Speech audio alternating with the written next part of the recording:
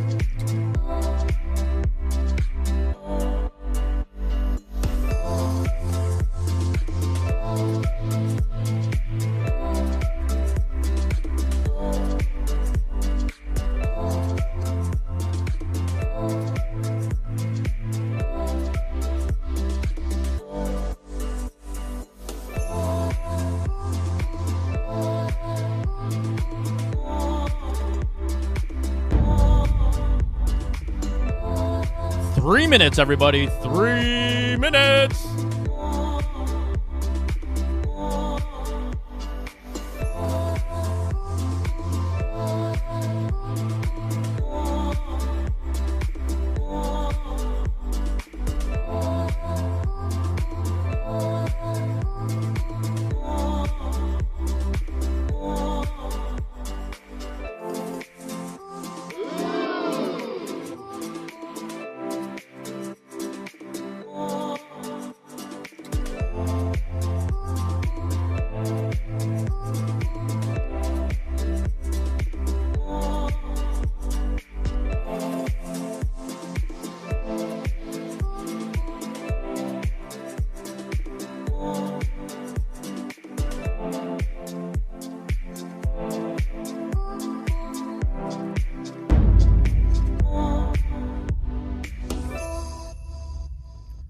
Dos minutos.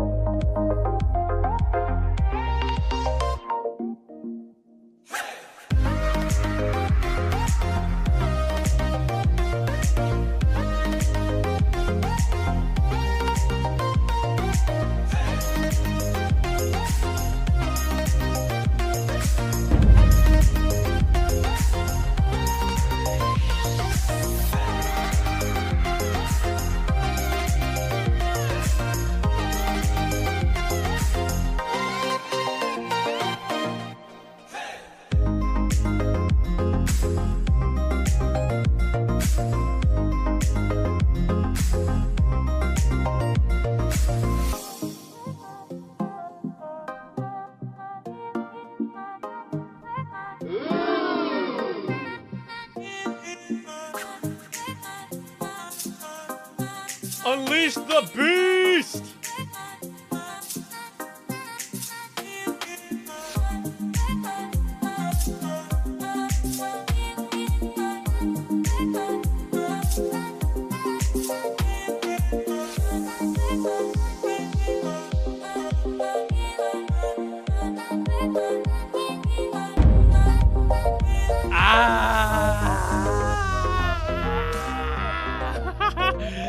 Yo, what is up, everybody? What is up? Hey, welcome, everybody. Welcome to the big show. Let me get these things all put into place for y'all because, you know, we are back. We are live. We're doing it live, baby. And thank you so much for coming out and hanging out with us. Welcome to the, I guess, the pre-show for the big show. It's the Apple event, October.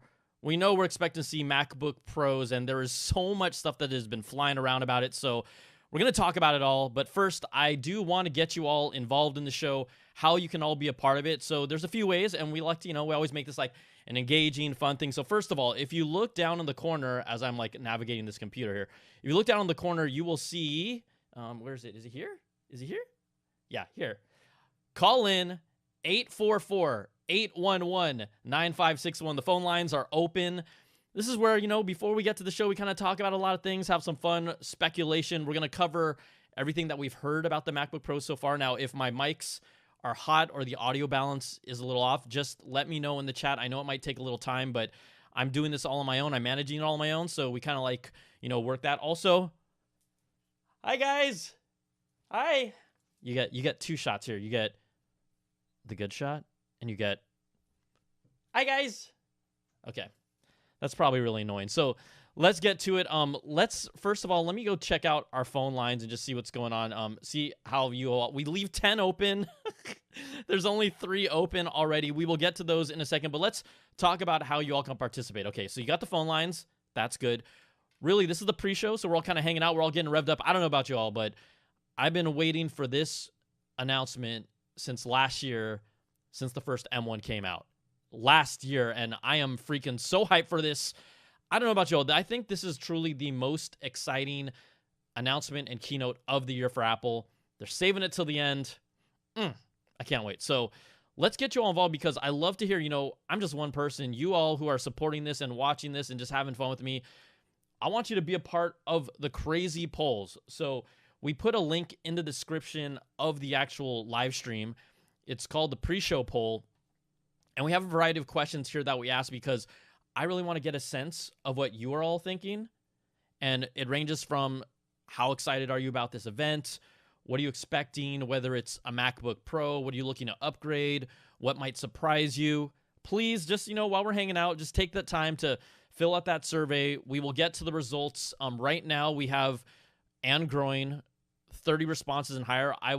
We want to get a good sample, so I will show the results of our poll once we get to 150 to 200 responses. So that is up to you.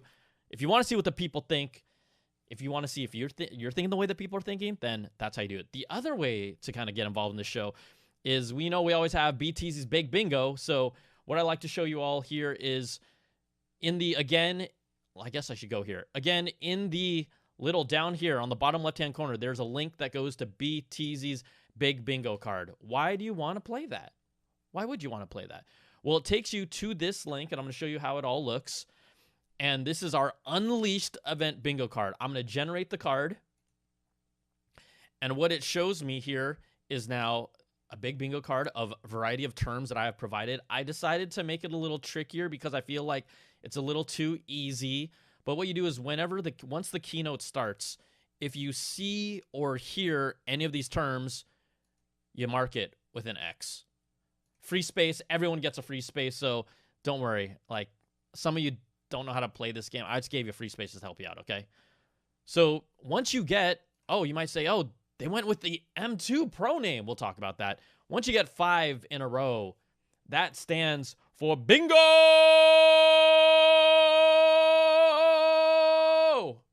I was blindly switching the camera there. That's how skilled I am now at this. Not really. So that's how you participate with our big bingo. We got our poll, our live poll going on. We want to get that up to date, and that's how we do it. So let's take the call. Oh, I forgot to also mention that we have some really cool special guests that are going to join us on the live stream. Sydney Goodman, Sid So Good, gamer, tech enthusiast. She's going to be on the show. We're going to talk to her and what she expects or what she hopes to see. Also, John Rettinger, we got him on the show coming up too. So a way to kind of bounce ideas off of each other as well. So look, this is all about you all. This is not about me. I say let's get to the calls, and we're going to start with we have call software here, so sometimes it can be a little tricky. But let's start with my friend from the 708. I believe the name is Aaron. Oh. Are you there? Can you hear us? Welcome to the show. You are the first caller at the Apple event for Wow, Unleashed. I can't believe it.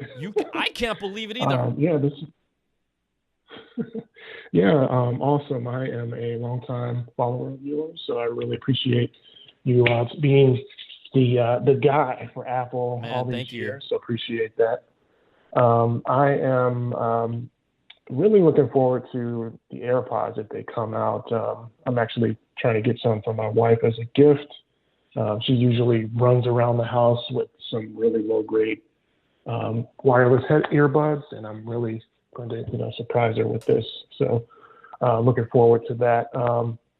And then I had a question for you. Do you think that the the MacBook Pro will have the Touch Bar this year? Ooh, okay. So that's probably the biggest. I think one of the biggest questions and probably the most highly contested, debatable issue when it comes to the MacBook Pro, the OLED Touch Bar. So all reports and all indications say that we are not going to get it. Now, Aaron, and did they get your name right? You are Aaron, is that correct? Yes, sir. All right. So, Aaron, all reports say it's not coming, and there's people that love it. I personally, I'm not going to hate on it because I've already done it enough on my videos, but I'm not the biggest fan of it.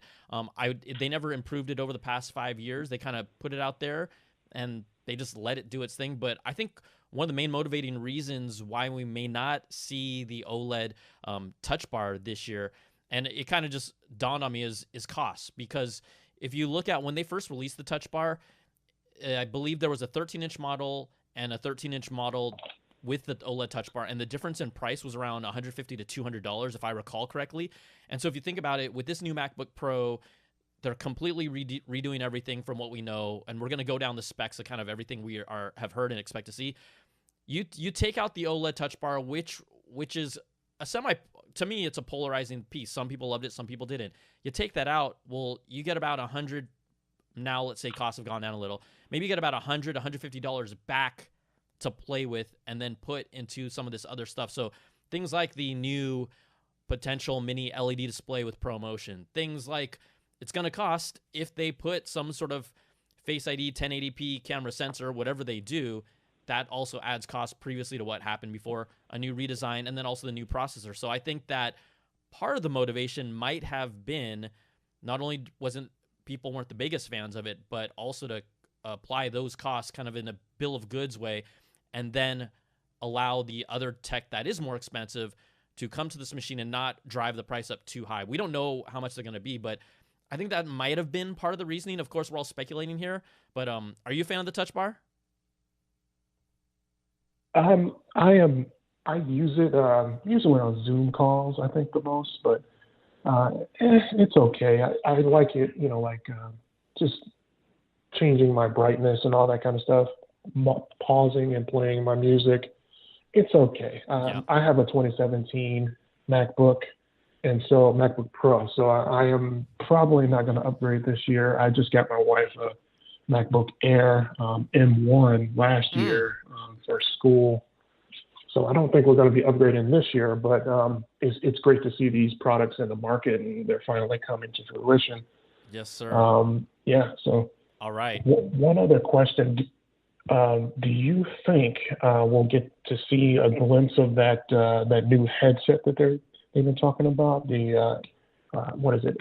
Like the AR VR glasses? Oh, so you're hoping we get a little something like Apple glasses. I put that in the survey on the poll of what kind of crazy thing you expect to see. I think that this event should really just be all about the new chip, whatever they call it, an M1X, M1 Pro, M2. Really dive deep into that, get us all super hyped for it, and be like, oh my God, this thing's going to blow everything else that's out of the water that's out there. And then show us hardware that has it. I think, if anything, obviously we're expecting MacBook Pros, but maybe the chip that shows up in other computers like a Mac Mini Pro. I mean, I think we're more likely to see a Mac Mini, and maybe this is not expect to happen, maybe even an iMac Pro, the large screen, before we see Apple glasses. I think that even if it would just kind of feel out of place to me if they teased us with it, but maybe they do. As much as I do right now, like, no one has said a peep about AR VR glasses. I think everyone is curious about that project, but right now, I don't think we're going to see it, but I could be a wrong Tong. So if I am, feel free to call me out on it. The chat room will make sure that I know. So, so hey, Aaron, I'm going to get to more calls, but thank you so much, my man. You were the first caller. Congratulations. You got through. You're using those quick fingers, and really appreciate you hanging out with us. All right. Yeah. Appreciate it, man. All right. Excellent. Thanks. Thank you. Okay. Let's keep on moving through these. Everybody, let's go here. Okay. Do not drop the actual call, which I did before, or the actual thing, the whole call line, which I did in the past. Okay. Excellent. You know what? I did forget to, I kind of got to do this like customary thing because, this is a live stream. There are quickly a few ways that you can support my content. Obviously, we got Super Chat in the corner, so if this brings you any value or just enjoy it or you just want to help support me, you can Super Chat. I will do shout-outs. Oh, man. Oh, here we go. For example, William Jones, my man William Jones, put out a $4.99 shout-out Super Chat. Thank you so much for that. So that is a one way to support my content because I'm completely independent. And then the other way, if you're curious, and if I can actually pull this up properly, I have obviously like my Patreon page where you go to patreon.com/Brian Tong. And can I even get to that page right now? Oh my gosh. Oh my gosh. Did I say oh my gosh?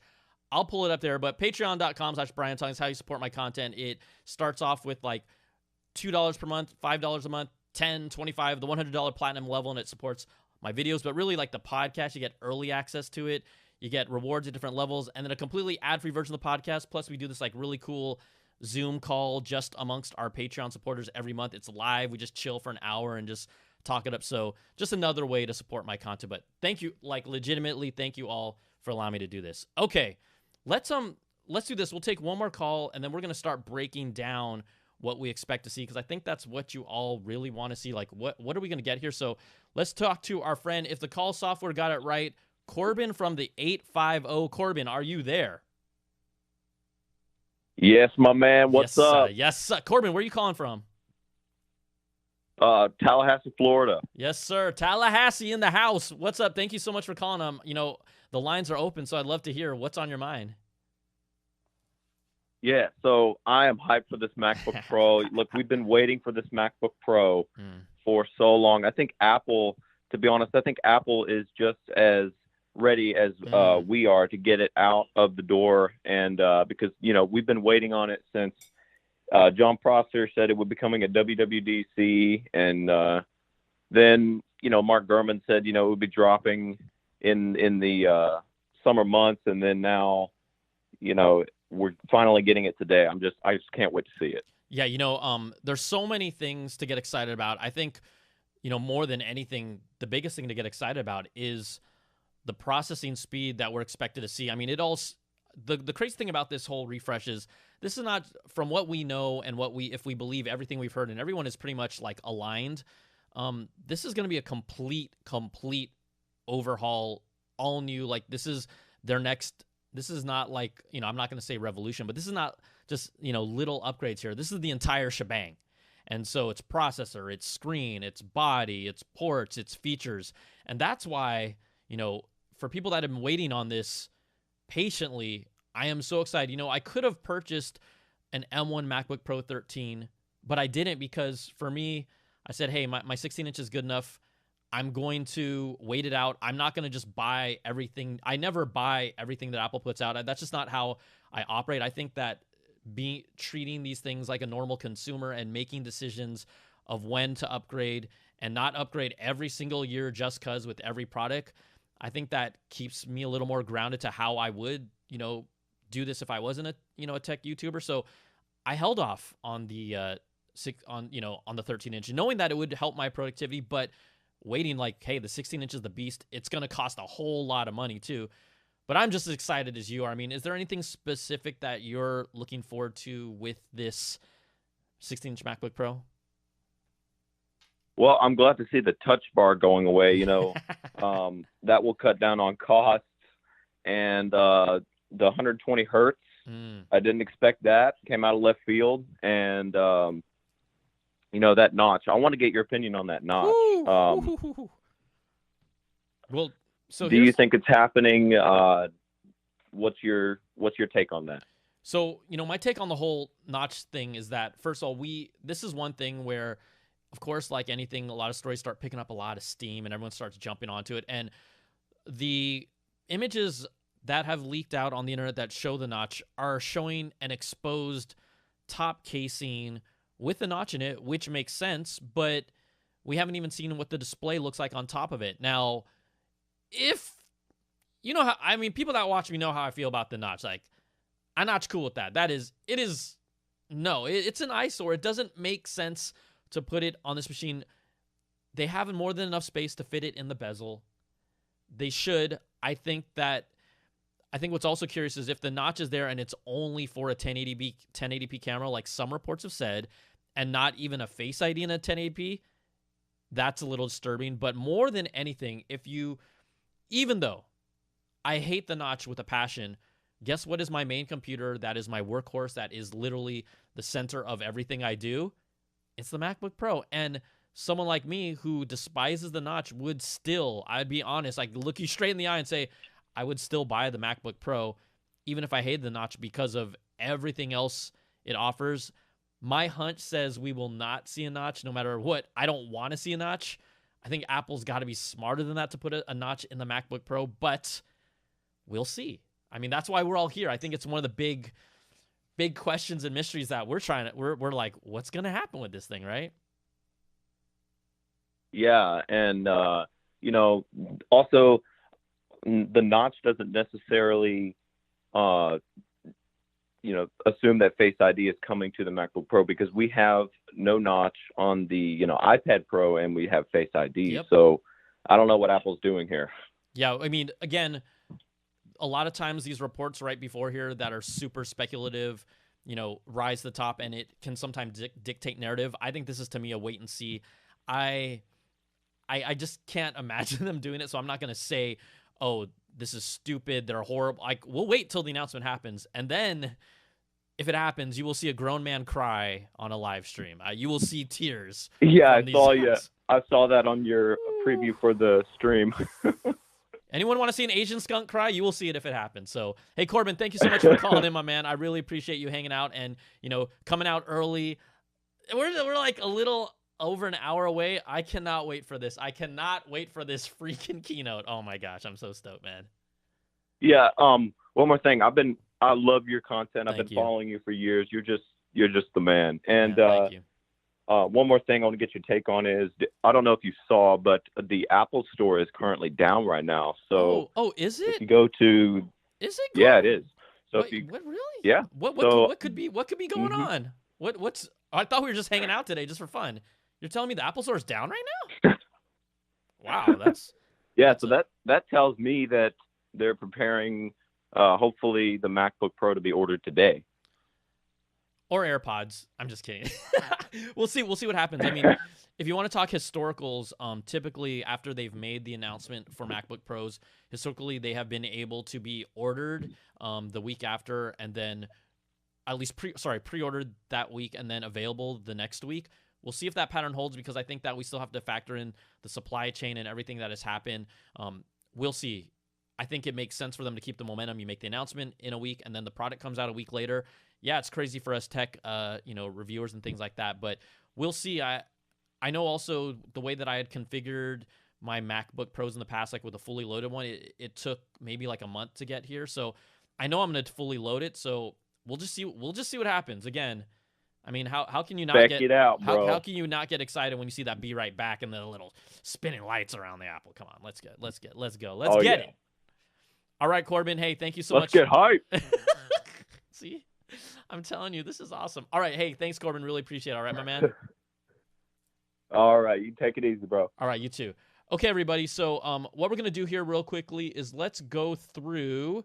Let me get this all lined up for you all.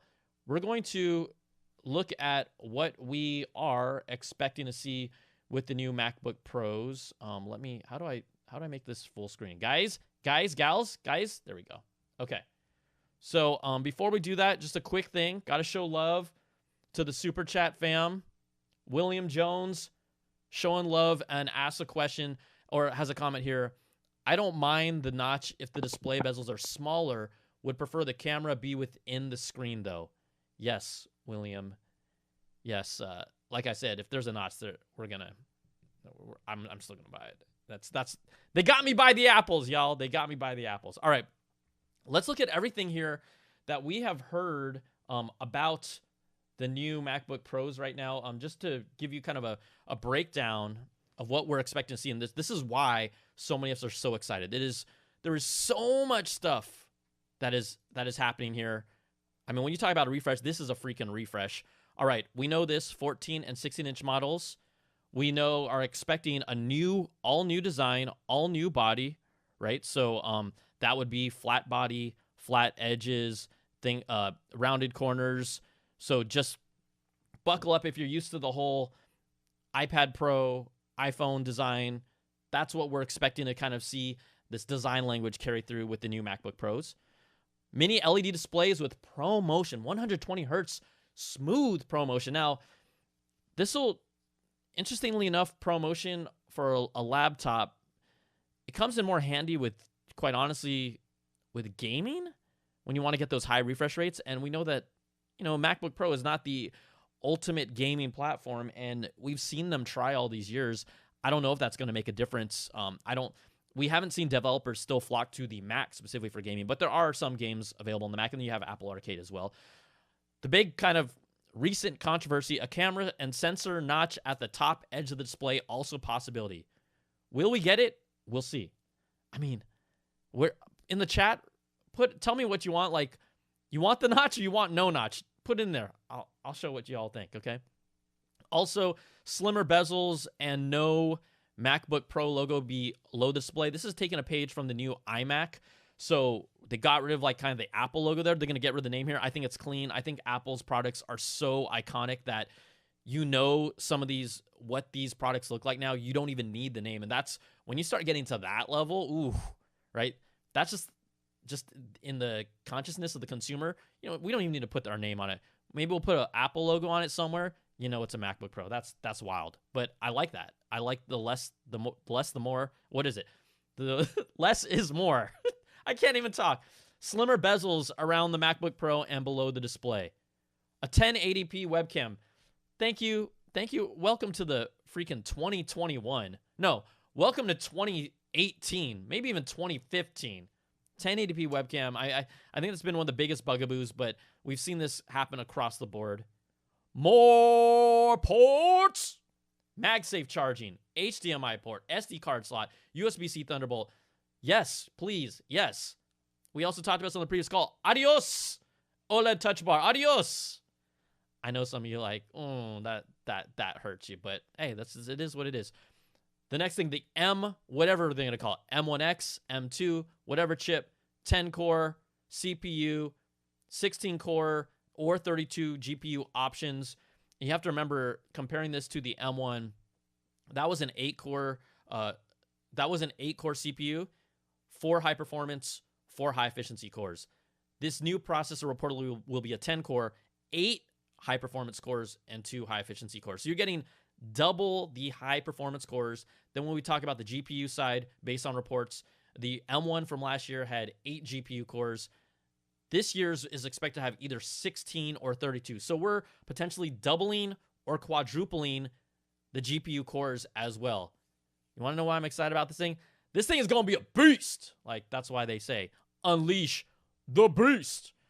Also improved thermals. The actual physical design will be cooler.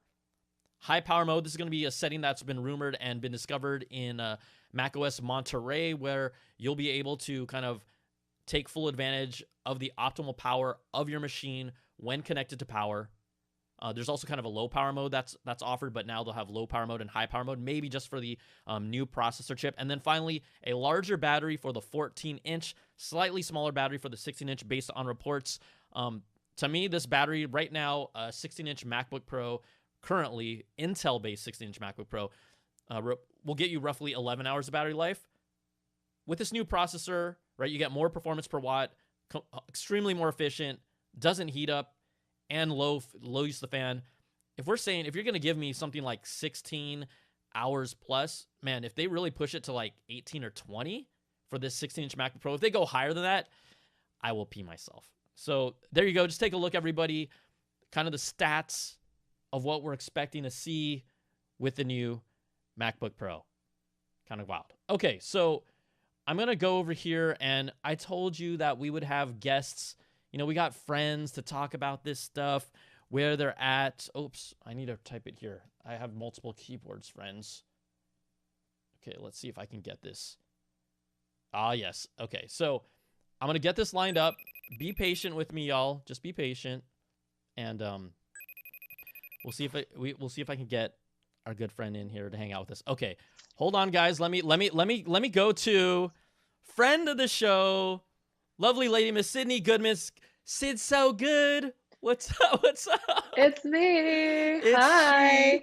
Okay, how's it going? It's going good. Thanks so much for hanging out. So for people that may not be familiar with your work. I mean, it's gaming and tech, but do you want to, I got to give you some love so you can like, kind of give people a little idea of what you do. Tell them where, kind of some of the fun stuff that you cover. Yeah, totally. So, if you've seen me before or you've heard my name or maybe my voice, it's probably because you know me from hosting the Game Awards. I'm the co-host. Obviously, Jeff Keighley hosts the Game Awards. But I'm the co-host and I host the pre-show. And then I also cover gaming, pop culture news on my own Twitch channel now, but previously I was at IGN, where I wrote and produced the Daily Fix, and covered all of those big like Comic-Con, E3, Gamescom, PAX, basically any convention that is tangential to video games I was covering it. And I'm excited to talk to you now. I'm also a big lover of tech. I feel like that just kind of comes with the territory of like growing up as a gamer. For sure. You kind of just end up caring about that stuff. I just built a new PC. Woo! I'm really excited because my old one was just really not cutting it. And Brian and I were talking about this earlier, but I'm very sad about today's potential announcements because I just bought a MacBook Pro. Okay, so Sid, I'm sad for you because we're friends, and I said, hey, do you want to jump on the live stream? Apple's going to announce a new MacBook Pro, and you're like, I just got one like 6 months ago. Or how long ago did you get it? So I got it in April. I had to get it when I left my previous job, just because it was like I didn't have a personal Apple product or a personal like Apple laptop. And I'm very like integrated. They got you. really have me. They got you by the Apple, and Sid. They do, and I love like all of the integration. But so yeah, I needed it. I mean, I have a MacBook Pro. I have the 13-inch because I'm not that stupid. Like I wanted the M1 chip. But I guess the way that I'm helping myself feel a little bit better is that I do travel a lot for work and I do all my editing on my 13-inch MacBook Pro. And I feel like if I got a 16-inch, it would be too big. So it's actually not that's how I'm kind of reconciling with this. But you know what? Here's the thing. I think I would say to anyone, the 13-inch or whatever this new 14-inch is actually the sweet spot, is really the most recommended laptop because of its portability, because of the fact that you can still connect it to a monitor if you want to treat it like a desktop laptop, docked into a screen. And so for me, yeah, I go 16, but I would tell 95% of people, that are mobile on the go, unless they really want the larger screen, unless they really want it, go 13 or 14, whatever this new one is. And then for me, yeah, I do like it 16 because when I'm on the road, I can see more of the timeline. But it's heavier, it's chunkier, it's clunkier. It doesn't fit in a backpack. I mean, I can feel the weight. Actually, like I just went on a trip, and my like shoulder, we haven't really been going out that much, right? So it's not like I'm carrying weight. So like my little wait, are these? Is this the traps your or the? Traps, I was gonna say deltoids. People are gonna be like, nah, dude, those aren't deltoids. Actually, they're this big. But yeah, I was like, they're getting all tight and stuff. So I was like, damn, this 16-inch is, I forget that it's heavy. Like it actually, it's like little mini shrugs.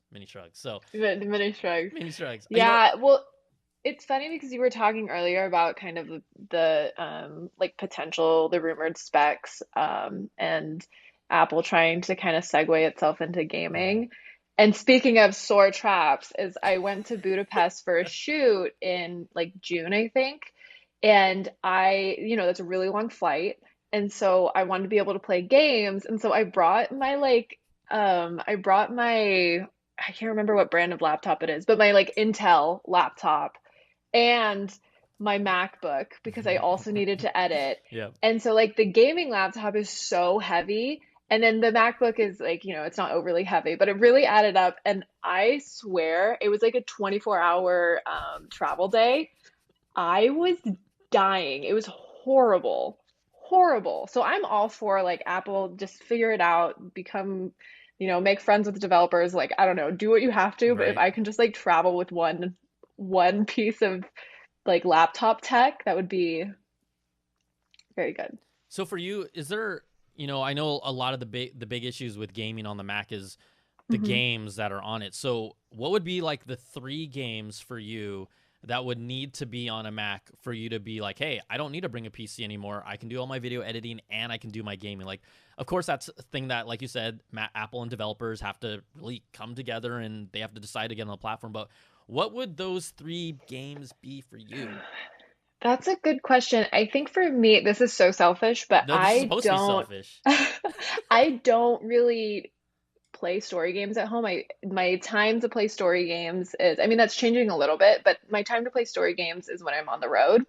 And so since in this imaginary scenario, my MacBook would also be my gaming laptop, I would want just really good story games. And I don't know. I would say whatever, this is a big ask. I would say whatever the new story games are, the top 3, I want them on that. Okay, so I asked you for 3 games, and whatever the top 3, whatever. I said the entire library, the entire upcoming library of video games I would like. Okay, how about, so basically like any game published from now until the end of time, yes. Okay. That is what I would like. Thank you. But do you have a go-to game right now?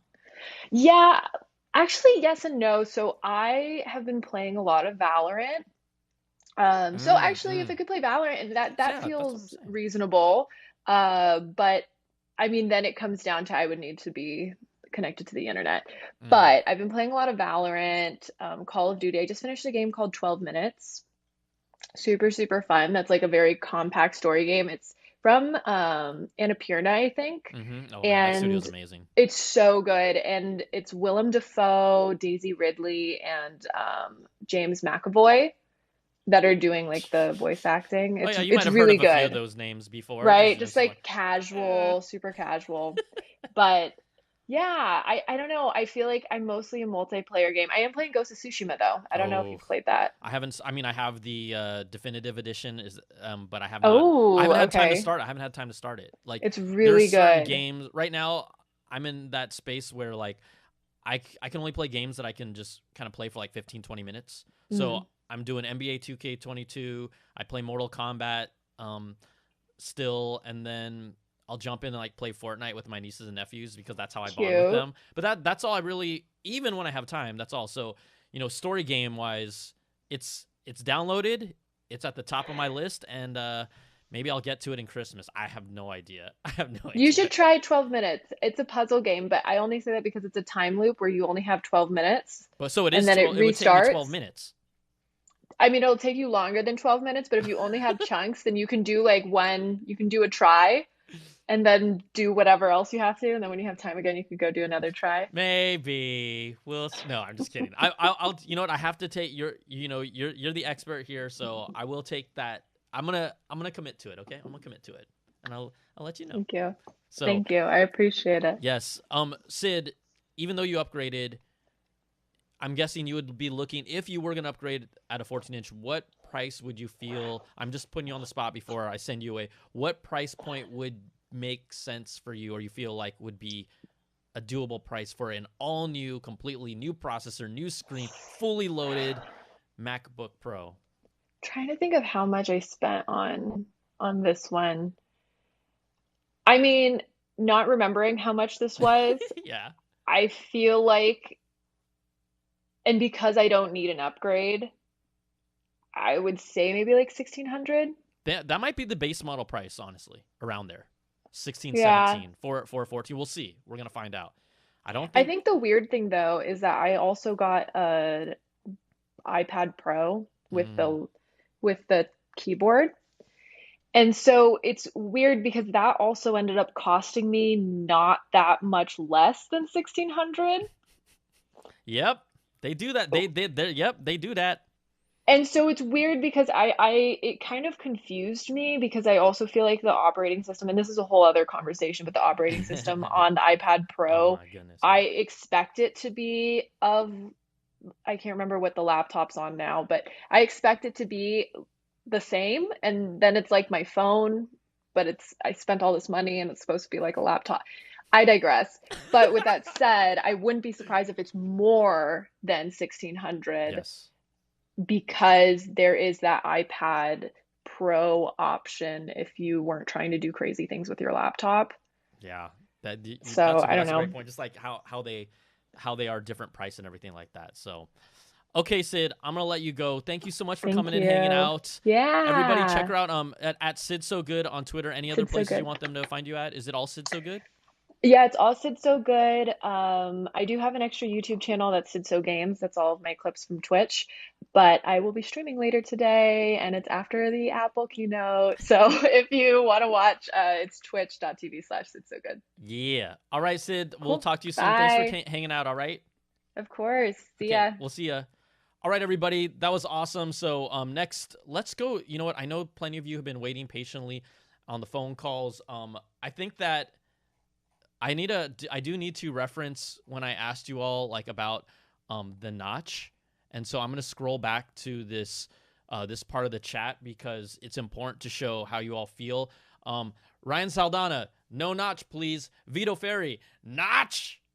Tuski Sadi, no. Ryan B, I don't care about notch, take it or leave it. Tomas, no notch. Tyrant Titan, what TF? Mohammed Fahad Umar, hi. Okay, that's not answering the actual question. Asaf, no notch. Wanzer, no notch. Eric, no notch. Asaf, ever. No notch ever. I think that was a continuation. So I would say, based on this humble assessment here, we're talking about, it looks like at least 80% of people are saying no notch. Also, thank you, Shamar, my man. I will try and get you in the calls. Just drop some love. $19.99 for the super chat. Damn, man. Thank you so much. Okay, let's get to the calls. This is like what's important. This is what you all came for. I mean, this show is all about you all. Right now it is 9:13 a.m. The keynote starts at 10 a.m. Pacific time. So in about 45 minutes. We're also going to bring John Rettinger on the show to talk about what he's expecting, what he's looking forward to in a few minutes. But yes, calls. Shall we go to the calls? Let's go to the calls. All right, here we go. We have the 720. I believe it might be Preston, but I'm not sure, so I want to make sure. Preston, are you there? I think it's me. I'm Gian. Oh, Gian. Well, you know what? Wrong. Hey, the call software, I'm going to tell you right now, can be trash, but it's all I got. So, Gian, is it Gian? Thank you so much for hanging out. Where are you calling from, other than your car? No, I'm actually at the mall in front of an Apple store. Oh, man. Coincidentally. You're that guy that's like, let me in. Just let me in right now. Whatever you have, give it to me. No, I'm looking at it, though. But no, I got a coincidence. I work right across from the store at a T-Mobile store. Nice, nice. So, yeah, it's pretty nice to, see that happening at the same time. There's definitely a line out there right now. I don't know why there's a line. There's a line. Come on, guys. Why? Come on. But, no, I want to talk to you about, man, I keep hearing, I keep hearing you talk to I'm going to try and not be repetitive here because I know you've already tackled some of these subjects. You already tackled the subject of the notch on the Macbook Pro, which I think is pointless. I think it's completely stupid to put a notch on a laptop. Yeah. But more importantly, why have we not had Face ID this entire time on a laptop when I would argue it makes sense? It makes the most sense to have Face ID on a laptop. It's stationary always, and, that screen is always looking at you. First of all, 100% agree with you. Second of all, I think much like why we haven't been able to get a 1080p camera is whatever component Apple needs to source for that, it just doesn't fit in their display. I mean, their display is pretty thin, and so even seeing, right now the thinnest device that we see with a Face ID camera would be the iPad Pro, if I'm right about that. Because is the iPad Pro thinner than an iPhone? I feel like it kind of sometimes it might be. Yeah. So part of that is just purely the hardware design. Now, quite honestly, if they made the lid a little thicker and over time they were able to make the component thinner, I wouldn't mind actually a slightly thicker top display just to get Face ID in there, quite honestly. I don't know if we're going to see that here today. I don't even know if we're going to even get a Face ID sensor in there with the whole rumored notch, but I'm 100% in agreement with you. It makes sense. I mean, Windows Hello, Microsoft's implementation of their face recognition is flawless from all of my experiences, and so it's something that they should bring, and maybe they do today. I mean, that's why we're all here. honestly, that was something I was expecting on the spring-loaded event with the new iMac. I was expecting Face ID in there. You know, we're deciding on the M1, putting it in there, making it that thin. We definitely could have added Face ID in there, and it would have been a much seamless experience for the consumer instead of charging extra for Touch ID, which that's a whole separate topic in of itself, right? But that was definitely a very weird move from Apple. But I don't know. I don't think the hardware would thicken the laptop or the lid that much. So I think there might be some other underlying reasons as to why they're not putting it in there. Hopefully we do see it there today. But that's really what I was kind of curious about. The other thing that I really want to get your 2 cents in is the new AirPods. Do you think we're getting like new AirPods Max anytime soon? There was a rumors for the new the AirPods Sport or something like that. So, whoa. What do you think? Sorry, everybody. I just hit everyone with some really loud audio, so I apologize that as I was trying to load something up. You know, so with the AirPods Max, I think what we've seen here is because of the price point, and the AirPods Max are at least $550. Now, we've started to see sales where they're $100 less, $449. I think it also shows that even though, as I did like a sound test comparison and feature comparison, even if I feel like they are and where they stand in the kind of hierarchy of, you know, comparing them to Bang & Olufsen headphones and their sound quality, I do feel like they're priced right for what they offer, but I still think they're too high price for the normal consumer. And until they can sell more at that better price, I don't think there's a need for them to bring a new model yet, because I don't feel like those headphones are actually lacking anything significant right now. What it is that they're just the first generation.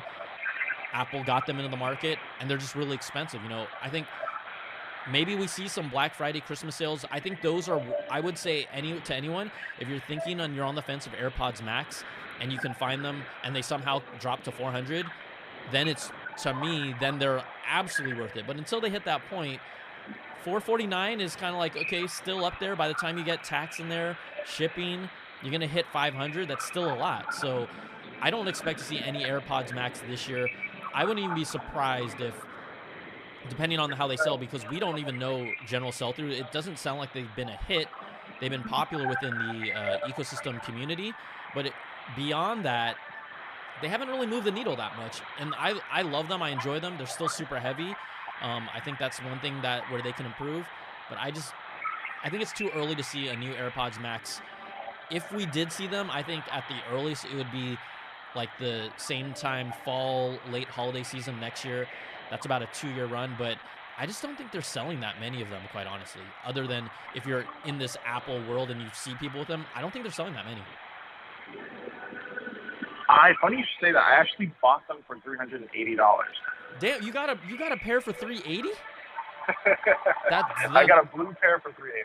Okay, I got a blue pair for $550. I got a blue pair for $550. Dang. See, congrats to you. Congrats to you. That's worth it. That's worth it. I'm very frugal, and I'm still on the fence because I'm still on the fence. I've been testing them. You know, I'm taking a trip next February to Switzerland, and it's going to be a long plane ride. You know, so I saw your review, and the noise canceling is really what I'm after for the plane. I want to sleep. You know. Yeah. And I'm trying to like justify that purchase still because I'm very frugal. I'm very stingy about my money. So $380, I'm still trying to justify because I'm using them and they're nice. But I feel like $380 for nice is still overpriced. Yeah. Well, hey, yeah, you're like I said. Hey, you know, if you're frugal, you chose a really tough ecosystem to be in part of. And then one more thing I want to get your take on. Yeah.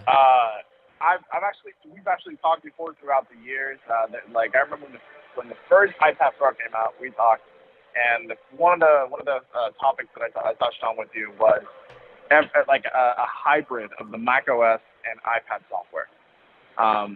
Now we saw what happened this year where they released an M1 iPad Pro and then completely botched it with the software. Now, that obviously cost a lot of people to return and get rid of those iPads. So Apple last year, I think it was, they actually listened to their consumers and they allowed us to set default apps. Do you think that Apple might actually be listening to us here, that we want that power to be truly unleashed within the iPad Pro and actually get pro level apps? And this is one of those things where Apple has beaten me over the head so hard that the call software just dropped. So, I did not drop my friend Gian, but I loved his mall vibes. Just want to let you all know that. Gian, I love you, but we're still here. I think that I've been beaten over the head so much. It's been 5+ years, and Apple still hasn't, unleashed and uncorked the iPad Pro with any apps. Until they do that, I'm not going to expect it anymore. I just kind of feel like I'm a little defeated in that spot where everything is there. The one thing that they could do to surprise me here today is say, hey, this new M1X machine has a new version of Final Cut Pro, which also runs on the new iPad Pro. Now, if they want me to get crazy, if they want me to start running around this room and doing jumping jacks, that's how they do it. But until that happens, I don't expect that to happen. So, okay, let's keep on going here. If you guys and gals give me a moment, I'm going to I need to call back into our software real quick because I need to get the phone lines back up and running. But I did like the mall vibes. Oh. Thank you for calling Collins Studios host. Okay, give me a second, y'all. Line. Please enter your show or meeting number and press pound. Show is everyone that watches this knows that this happens, and yeah. Enter your 6-digit PIN number. Can you guess the 6-digit PIN number based on just listening to these digits? If you can, you're a pro.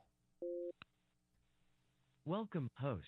You are now in the host room and can manage your callers from the Collins Studio web interface. Okay, looks like we are back to manage calls. Okay, so let's do this. I told you that I have some guests that I want to bring onto the show, and so let me call my friend here. Where's my app? Hey, where do you go?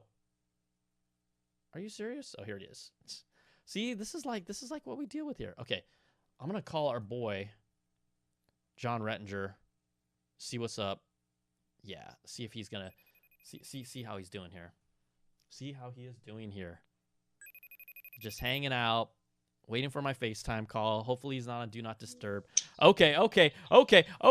J Money, what's up? What's happening, Mr. Tong? Dude, hold on one sec. Let me bunch you up full screen. Did you get a haircut? You kind of look like you got a fresh do, dude. I'm getting a fresh do tomorrow. This is my try to make it look decent thing. Decent for the Apple event. Hey, buddy, thank you so much, everyone. John Rettinger in the house.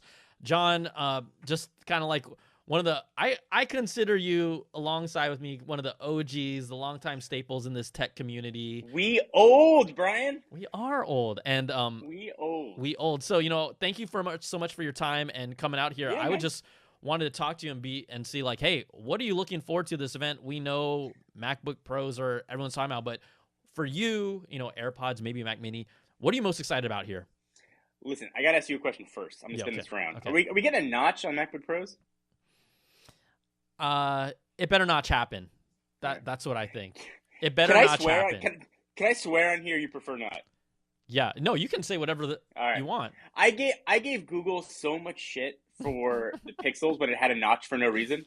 Like just when it had like a camera there, because notches were the thing. Mm-hmm. If they put a notch in these computers without Face ID, it will be one of the most ridiculous design choices I have ever seen. If there's Face ID there, I get it. I got no problem with it. And then the market material is going to try to hide it. That said, I am super excited for new 14 and 16-inch MacBook Pros. Personally and selfishly, we edit on Final Cut. We're using some Intel machines and some M1 machines, so being able to get like a beast mode editing computer, I'm excited for the 14 to 16 to be spec for spec the same. Ooh, yes. Which I think would be pretty dope, right? You can pick what you want. Mm-hmm. It's been long overdue. I think Apple's freshman effort for what the M1 chips could do is, absolutely amazing. Second time around, I'm expecting really big things. So here's the question then, because I think I know the answer to this. All right. And as horrible as it could be, like to your point, I agree. if there is not even a face, if it's just the 1080p web camera and there's no Face ID and there's a notch, I mean, I'm gonna riot. I might throw something at somebody. But would you still buy that machine? 100%. We need exactly right. 100%. Right. I mean, like, whatever. It's typical. I can complain about it. I mean, I'll still probably have to buy it. Just design-wise, ridiculous. Listen, at the end of the day, if they remove the touch bar, I'll probably be happy with whatever they do. Yeah. They can make 9 notches. I'd be like, I'm okay with that. I mean, hey, 9 notches connected across creates a bezel, so I'm okay with the 9 bezel. I'm okay with the 9 notches. If they give back what they taketh away earlier, if we have an SD card slot in there, I mean, I think that would be absolutely amazing. I'm sure you run into this issue too, right? You got to have your dongle. You remember to bring the dock with you. I got to transfer footage. All that stuff is ridiculous. I know the argument is always we'll switch to Premiere or USB-C, and we've done that. Final Cut has just worked so much easier for our workflow that we're sort of stuck in a lot of ways using Mac hardware for right now. Yeah, I mean, even at that, like, so I think I've told you this, but maybe I haven't. I mean, I still edit on Premiere.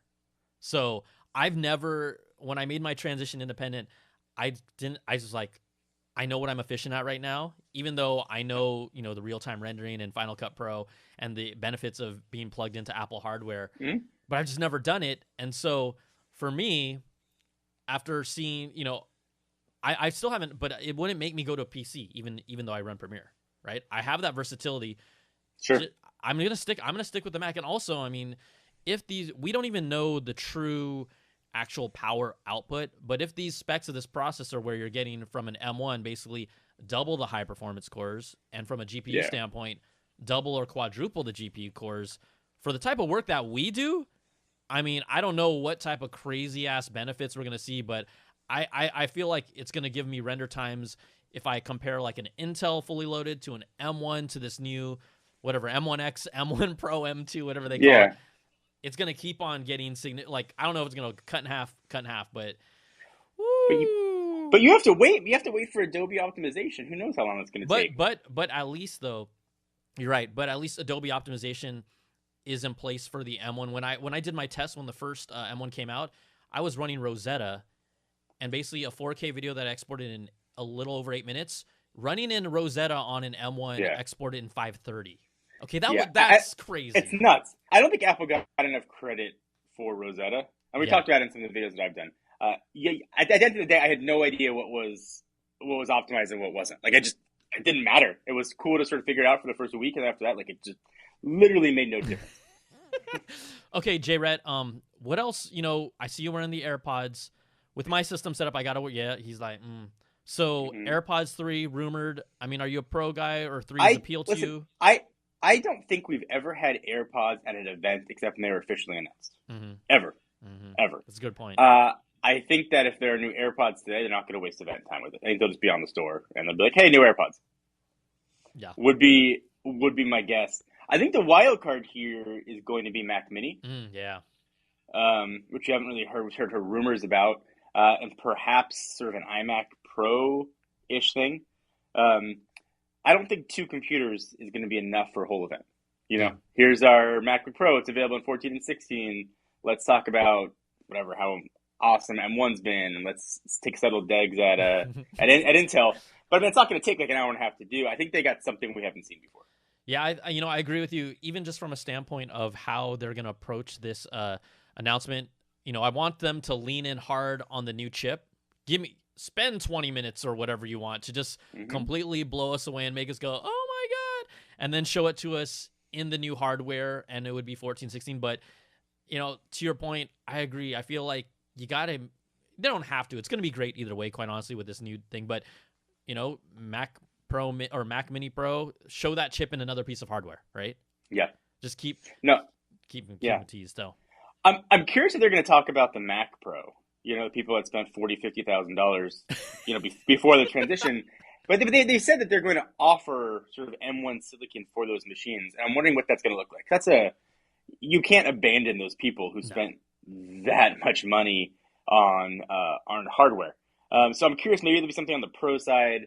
I think this is going to be an awesome event. I think it's going to go under the radar. It's not as flashy as a new iPhone or Apple Watch, that kind of thing.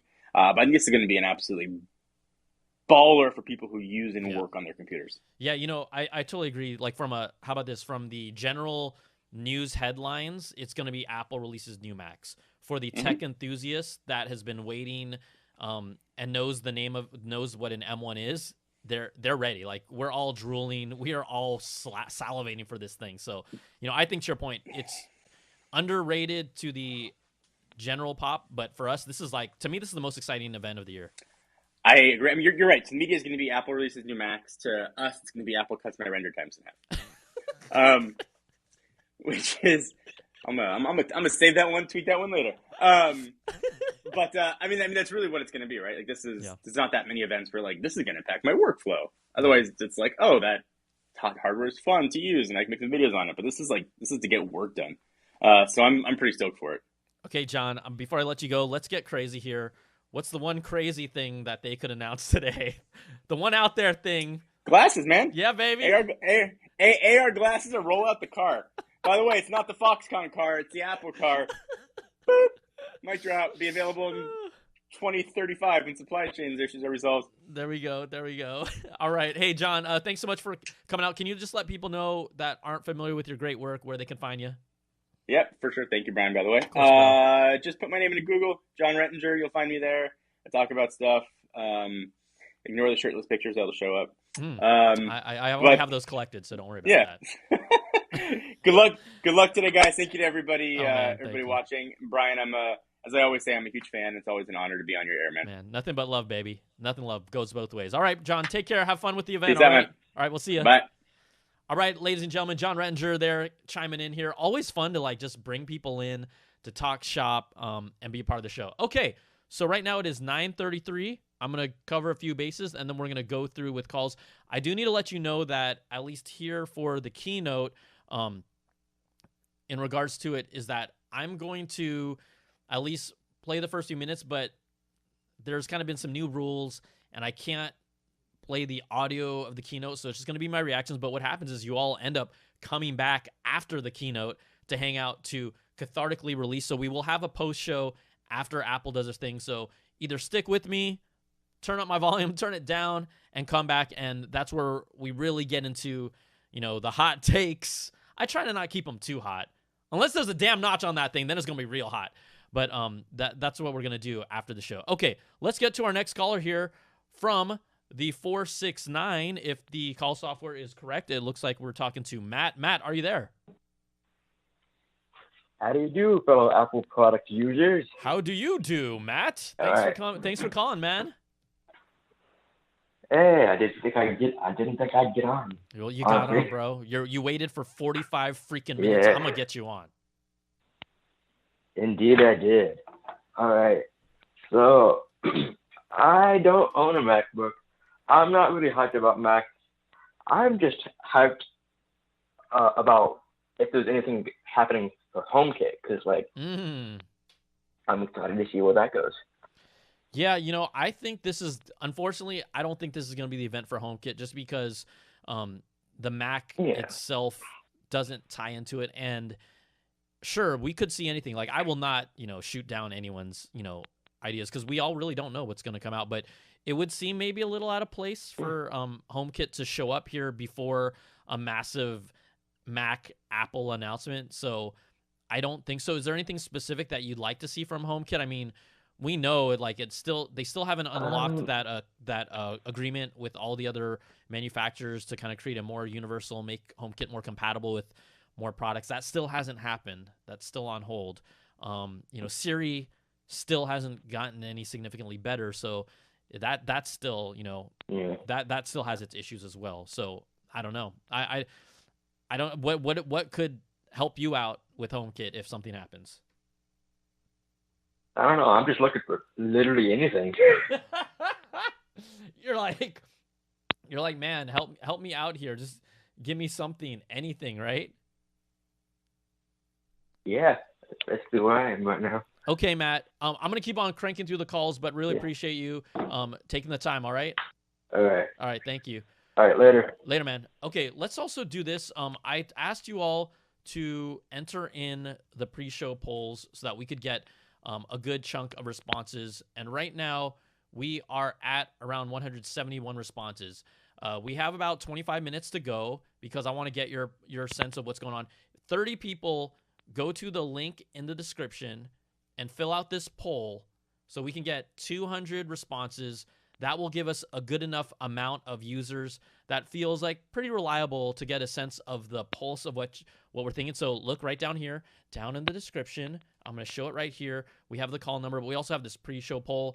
Do it, baby. Get in there. I'm going to take another call, and once we get to 200, then we will go and kind of see what you all think, because what I think, I'm just one person. All right, next up on the call line from the 410. Sir, can you, I don't know what the name is because I don't think you got it right, but who am I talking to here? My name's Nick. What up, Nick? How's it going, man? Pretty good. So first of all, I just wanted to say I got my first MacBook last year, was the M1 MacBook Air, and I've been loving it ever since. So this is a event for me, for sure. Excellent. And then what do you want to talk about? So I don't know if I know you mentioned it with one of your guests, kind of like the pricing structure of what the new MacBooks is going to be, because I know that Apple traditionally, like, they don't compete with themselves in their same like kind of market category. So I know it's not going to touch the kind of MacBook Air and MacBook Pro prices from last year, but I guess a base pricing would probably be, I don't know, maybe start like 1,400 or 1,500. That sounds like what would be the ballpark, just because I don't think they would want to price themselves out of more consumers, just because I know that a lot of people are waiting for these products. Yeah, you know, that's why I talked about how the OLED touch bar, where people are saying, are they going to keep it? Are they going to get rid of it? You know, my main motivation for them getting rid of it is because it has been a polarizing part of the MacBook Pro that hasn't worked for some, and some people love it, but I would say more people don't like it. And it will help save costs and allow them to apply that roughly $150 to $200. At least that's what it originally was, kind of price-wise, difference-wise, and apply that to other aspects of the machine. And so OLED touch bar, you know, that's got to be on the outs with this machine. And, you know, that's going to actually just benefit so many more aspects of it. I think if you know, get a better display, you get all the different ports, you get a new design, you get a faster processor. If you're really not going to get this because they got rid of a touch bar, I mean, that's on you. Pricing wise, though, I will say, you know, from, if I recall right, I could be wrong, but I believed that the base model, at least 16-inch, was around $23.99 or $24.99, and I believe for the base model before it was bumped up, I believe, people can maybe correct me in the chat, but I believe the current 13-inch was it around $16.99, $15.99 or $16.99? So I think they should right. fall line. The pricing should align that way, and especially since, you know, maybe the base model 16-inch comes in at $24.99 because there's so much more tech. They get rid of the OLED touch bar. It helps, you know, cover some of those costs. We'll see. But to your point, I don't think they're going to completely price people out. But at the same time, you know, this is Apple. Like, Apple doesn't. You got that. They don't really care. I'm just saying, right? To them, yeah, they're like, this is what it's worth. So if you want it, you go. Like, a great example, AirPods Max. Those are killer at $449, $400. I could see $449 because it's Apple. But they're like, oh, hey, everybody, $549. You know, so I think we always got to factor that in. Of the AirPods going the way of the HomePod, like the original HomePod, where it's like, we made it so expensive and it's like a great audio experience, but like it just puts it out of the reach of so many consumers. Yeah, I agree. Like, I could see the AirPods Max.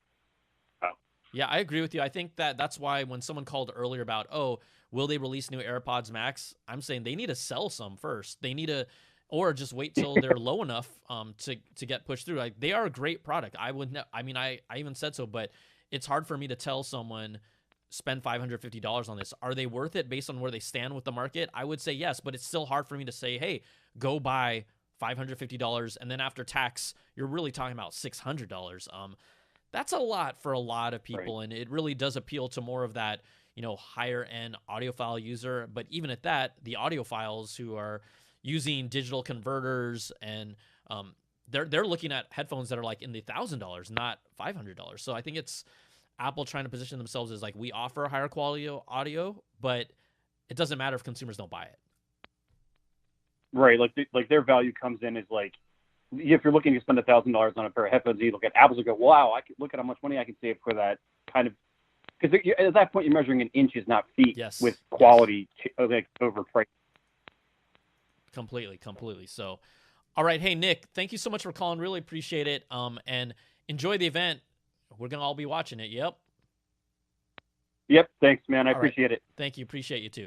Okay, guys and gals, give me a second to at least load up the. Let me get this up here. I actually need to load up the Apple Keynote that we're gonna end up watching, and also so that when it actually goes on, I have an audio cue, so I know to switch over. Otherwise, people will be like, "Hey, what's going on here? Like, I'm not seeing anything." So we'll put that. I'll just get that set up here. We're about 17 minutes away from that. I do want to go over though to our polls and our responses, because remember I told you all to jump in there. We got 300 responses now, 300 plus. You guys and gals are awesome. It was like at 171. I'm like, hey, can you all fill this out?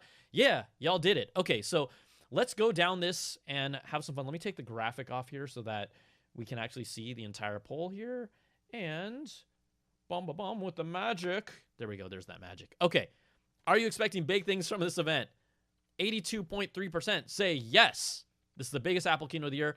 17.9% say no. Not impressed. More of the same? Are we going to get more of the same? I hope not. All right. Which rumored Apple product are you most excited to see?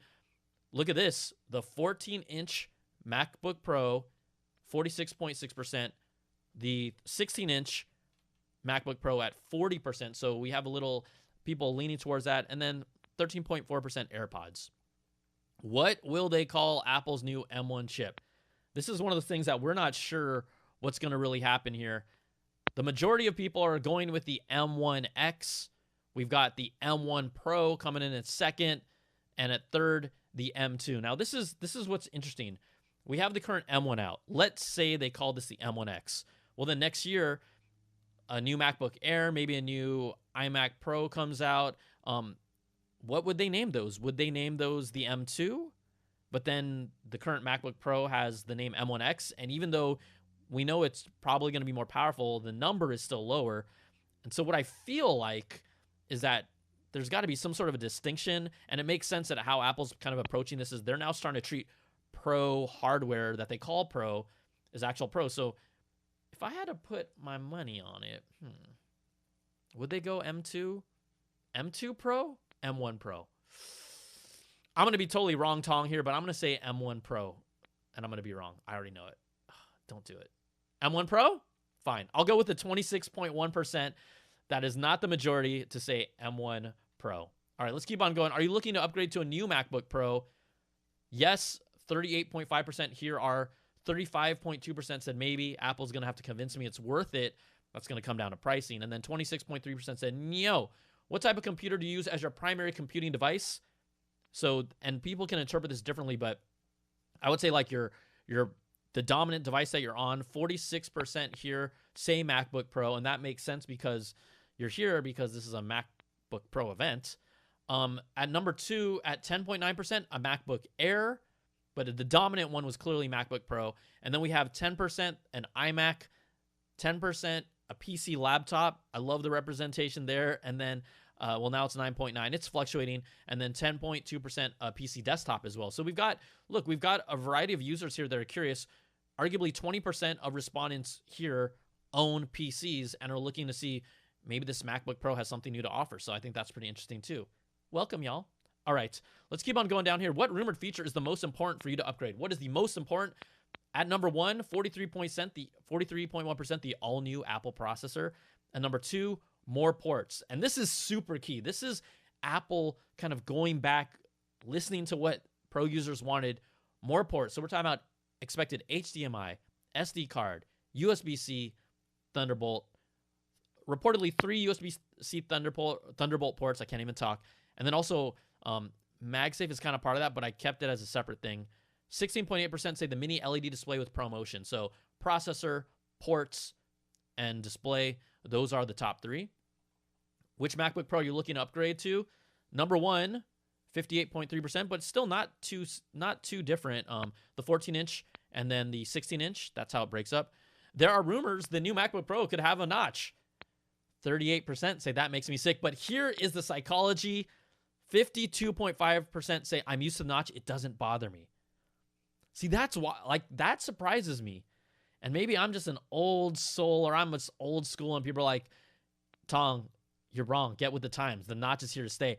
The fact that the notch has become, I guess you could say, iconic to an iPhone, and users here are completely okay with it coming to a MacBook Pro, that surprises me, actually. At 9.6%, I'm not going to buy one anyways. Who's so clever with those play on words? Okay, let's go to, if there's a notch on the new MacBook Pro, I will. Like I said, 81.4% still buy one. You all with me? They have me buy the Apple. See? That's why Apple can do really whatever they... This evidence here just completely backs up what my intuition was, and you all are in the same boat. Even if they put that notch in there, you're still going to buy one. 18.2% say they refuse to buy one and will look elsewhere as the responses keep on growing. A really small percentage. I don't even know how small it is. What are we at? What's that? Small. 0.3% says they'll still buy one no matter what. Okay. What was that? Was that a wrong entry? Maybe. Okay. What new color do you want the new MacBook Pro to come in? And Apple has kind of made that Pacific blue, light blue color their go-to. 45% of you would love to see a MacBook Pro do that matchy and come in blue. Think there's a reason? Notice the set is blue. I mean, was I just like mentally suggesting that to you? I don't know. Maybe not. I don't know. Okay. Number 2 color. Let me see if I can get this right. Copper. So the metallic copper. What did my friends at Purple say? 7.2% of y'all. I'm purple. I'm team purple. Fine. Y'all don't care. Red, it came in at 9.9%. Green came in at 8.4%. But dominant color, blue. Apple's kind of cornering that blue color. I always used to feel like blue was a Windows color, but now it's an Apple color. Are you looking to upgrade the AirPods? Look at this. 74.4% say no, are looking to upgrade the AirPods 3. So that is an indication that a lot of you feel like the AirPods are good enough. What more can they really offer other than a new redesign and a few extra features? 74.4% not looking to upgrade to AirPods 3. Congrats, because I feel like we shouldn't all fall for the trap of just buying anything Apple puts out there. What AirPods earbuds do you currently own? 48% of you, this is wild, own AirPods Pro, which would align with why you're not looking to AirPods 3, because the Pros are arguably already going to have more features and perform better than the new AirPods 3s that are coming out. Y'all are waiting for AirPods Pro 2, aren't you? Well, that's coming next year.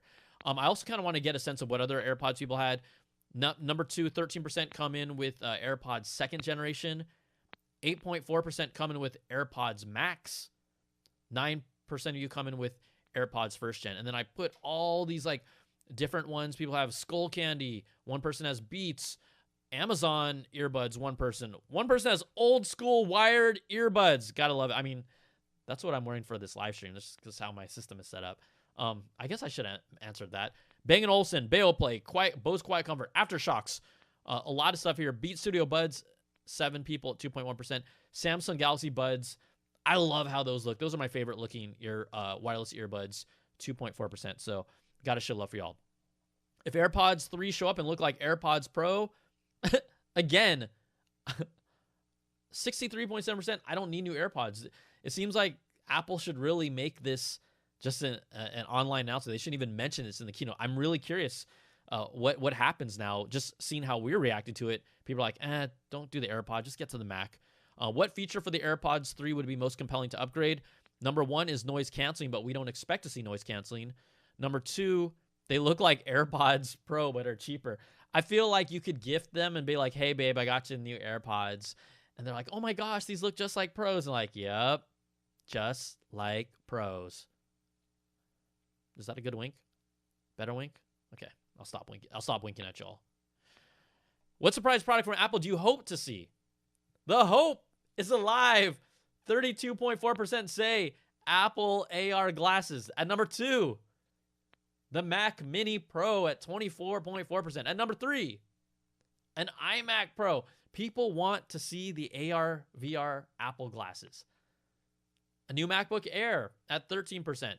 And at 10%, see, I think people don't really care about an Apple car. I think the Apple car, if it ever somehow gets out of its own way, whenever it comes out, I'm not even that juiced for it. I mean, what are they going to do that's going to be able to top what Tesla is the Apple of cars now?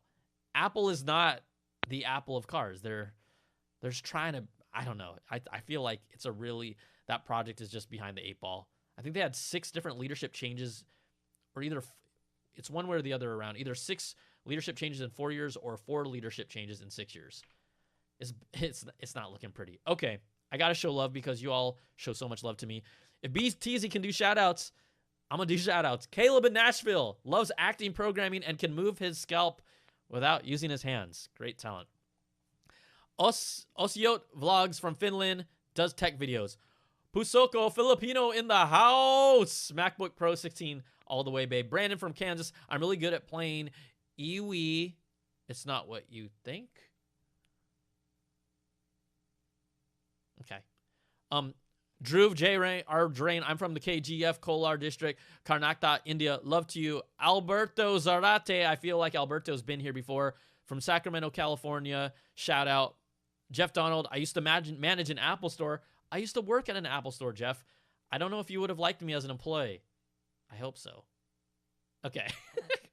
Anyways, we got some other funds. Austin from Oregon, Leo from Puerto Rico. I'm trying to shout y'all out, but people in the chat are probably like, hey, what about us? We're in the chat. Like, why aren't you talking to us? Okay, we are 7 minutes away from the start of the Apple keynote. So what does that mean? I think it's, let me pull up our graphics here. I think we need to get all the calls going again. All right, so let's do that. For all of you that have been patiently waiting, y'all are so awesome. Okay, here we go. Looks like we got Jeremy from the 321. Jeremy, are you there? Welcome to the show. You're live, baby. Oh, man. What's going on, Brian? This is awesome. Jeremy, you waited 57 minutes, okay? You're freaking awesome. You're freaking awesome. I mean, I definitely, just because I was listening to a lot of what everybody was talking about, I was like, you know what? I'm going to try to hang on because the event's almost there. Maybe I'll be the last one. We'll see, but it was worth it. Nice, nice. So thank you so much for hanging. What do you want to talk about? I would love for Apple to create more of a distinction between their products. Like, I feel like they started to do a pretty good job when it comes to the Pro phones and the regular, 13 Absolutely. and 12 models. To be able to do that with the new MacBook would be cool, considering that M1 is already in the MacBook Air and in the Mac Mini. So, and I'm a Mac Mini guy. I would love to see an updated MacBook Mini, a Mac Mini, just so that I can get something. I already have a pretty nice display. So, but yeah, that, and I would definitely appreciate 120 hertz on a laptop. That would be pretty cool. That would be pretty sweet. I love the point that you brought up, and people haven't been talking about it. Just seeing what they've done with the iPhone line, I was really happy that finally, whether or not people buy it or not, or even use the features, that finally the iPhones felt like Pro phones. And this is an opportunity. I really do feel like, to your point, that this is an opportunity to make the MacBook Pros feel like Pro products and kind of if everything comes true that we have heard, this is going to be an unbelievable machine, quite honestly. But really create a distinction that this can handle Pro tasks that maybe a consumer, the MacBook Air becomes that more consumer machine, and it doesn't. I like the separation of them, quite honestly, because if you want the power, you get it. Don't worry about it. Exactly, and it's good to have it where it's easy to explain that to people as well. Like people, like we were talking about the notch a little bit earlier. Like, listen, I have an iPhone 12 that I'm talking through right now. People can say whatever they want about the notch. They did the same thing with AirPods. People are going to buy Apple's products. Yeah. Let's be clear about it. Oh, really? Yeah, because I'm one of those people. It's like I would be the first to admit. Like, I think it's funny when someone will bitch and moan about it, and then still buy it. Like, just embrace the fact that you can complain about it somewhat, but if you're still buying it, there's a point where you have to stop complaining.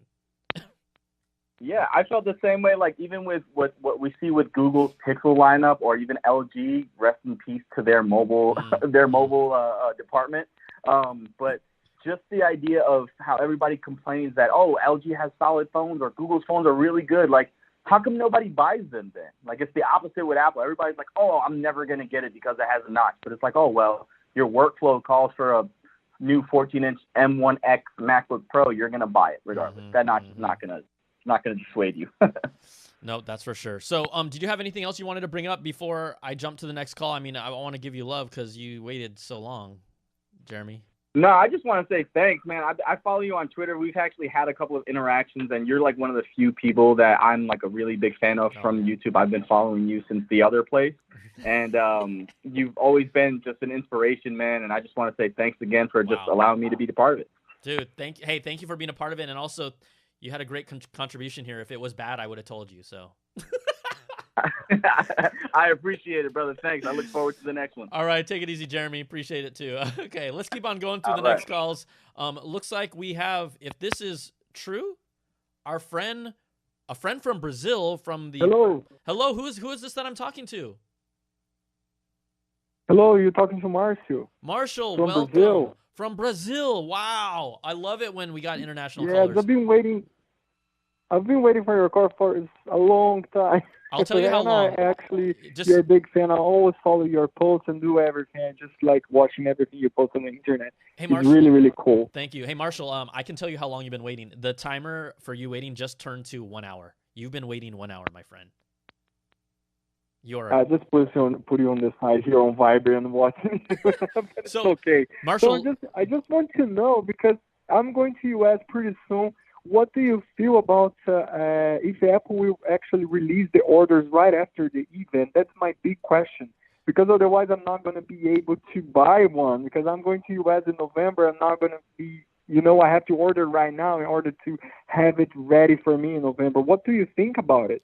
Yeah, I think we'll wait and see. Historically, what we've found is that Apple releases gives a pre-order for Macs and then puts them out the next week. That's historically what's happened. Now, we don't know if that's exactly going to happen yet, but historically that's happened. So I think that bids well in favor for you that it will be coming. We even see right now, I'm just going to throw here, Apple has at least started kind of an animation with music for their event. So it is coming soon, like in the next minutes. But my hope is that they're available sooner rather than later. This whole year, everything that once they've announced it, it's been pre-ordered the same week and then available the next week.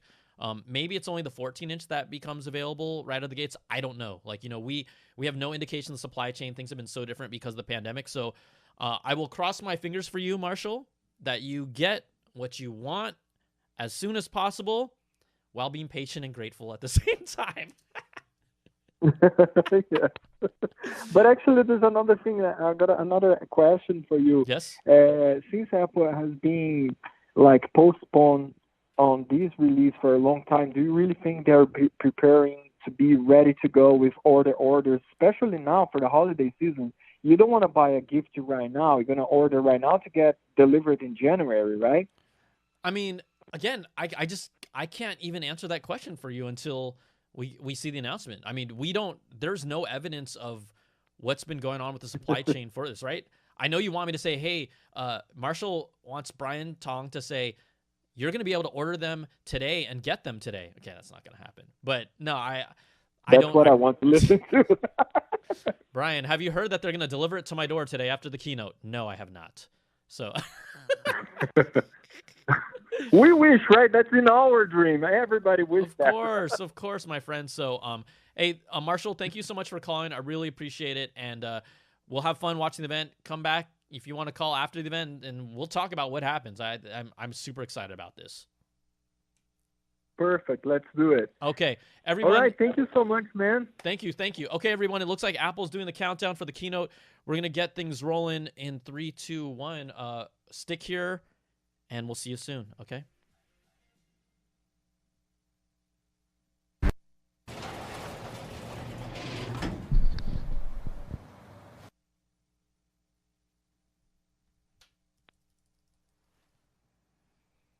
Okay, guys and gals, we are here.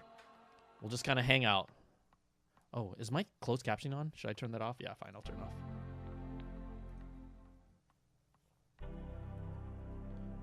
We're producing beats, baby.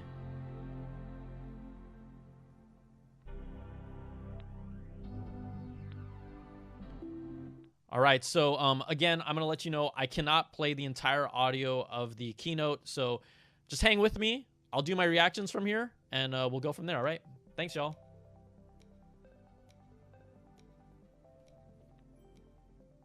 Oh, I need my splitter.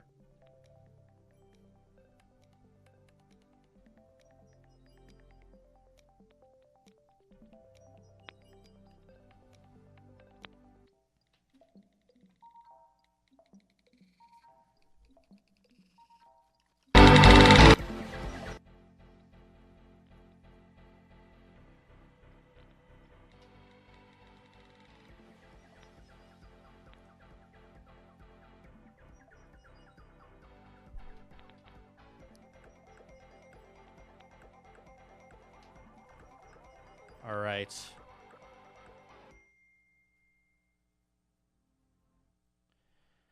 So we're getting over to Apple headquarters campus, and we will see what's. Well, let's get in here. Let's get. There we go. Finally. Thank you. Thank you.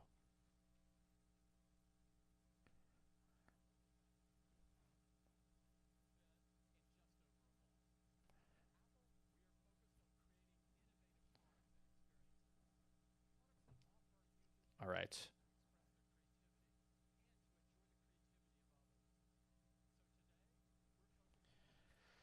Music is going to be the theme, so we'll see what happens here.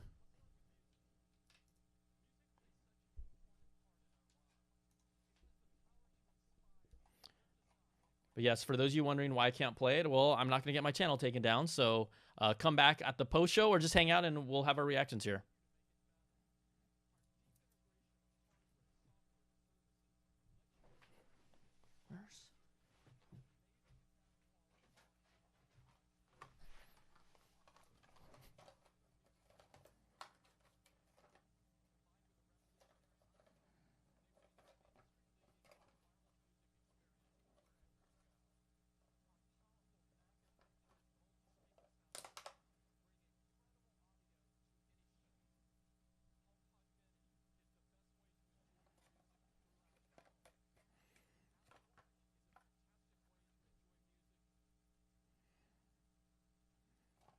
Talking about Apple Music a lot here. I'm going to take us further.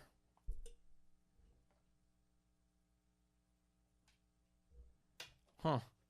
What are they going to do more that's different?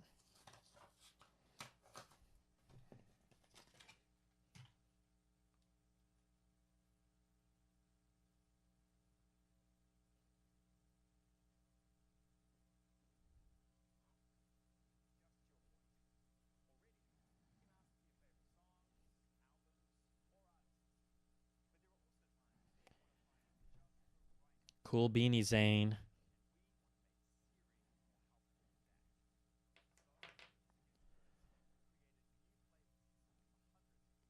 So people have been asking for a better Siri. Looks like they're adding new playlists that you can ask for that are pre-made in here. Okay.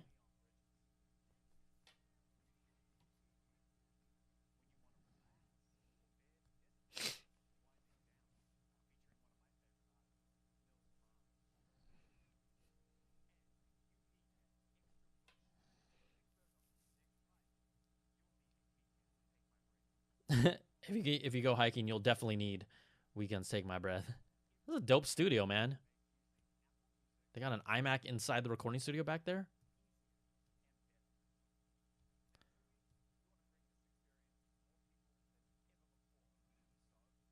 New voice plan.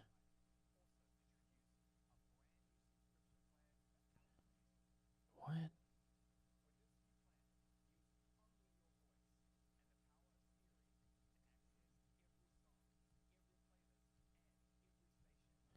So we're paying $4.99 on top of $9.99 to use our voice to access music in different ways? Or is this a separate plan? I'm confused. Oh, yeah, the voice plan. Well, I'm going to have to look at this more later. That was confusing.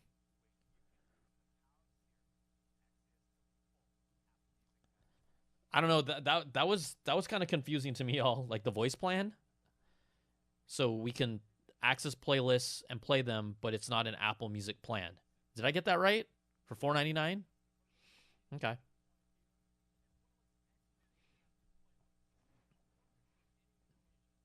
Like we're paying for Siri now. I'm not doing that. I guess if you're already on Apple Music, it's already kind of part of it, and they just want to make a little extra money at that little spot. I don't get that.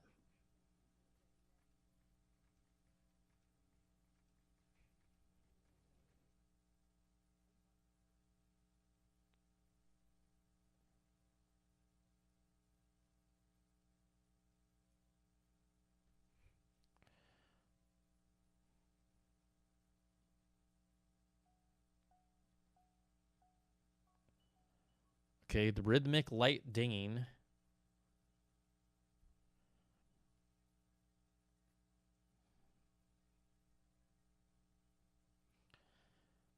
So people are saying it's a cheaper plan for people that only have HomePods, I guess, but I think people that have HomePods, specifically HomePod minis, are so deep in the ecosystem, they're going to already have the other stuff. Like, you don't see people casually just buying HomePods. Oh, HomePods in colors! We have HomePods in colors! Are you for real? Wow, that doesn't change anything for me.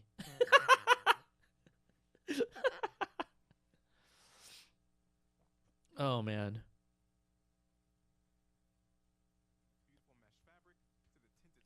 I mean, I love yellow. I love the yellow. Let's get it. Okay. No one saw this coming. No one talked about Apple Music. No one talked about new HomePod mini colors. So I'm kind of, I love these little surprises. Just build it up.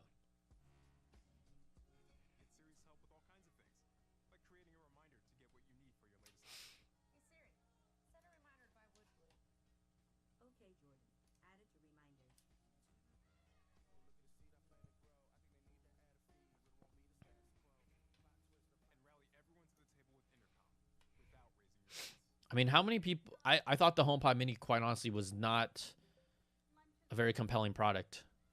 And I really didn't see many people jump on board and really get them, quite honestly. So I'd be really curious to see the sales numbers. Colors... I know most people I thought would get HomePod Minis didn't get HomePod Minis. But those colors look dope, y'all. Those colors do look dope. Available in November.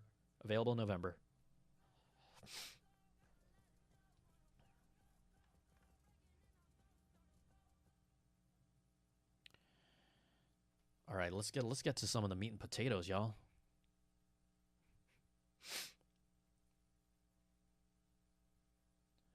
Okay, AirPods 3, let's go. I mean, 70% of you don't plan on upgrading, so based on our earlier polls. Let's go into the bowels of the Apple event.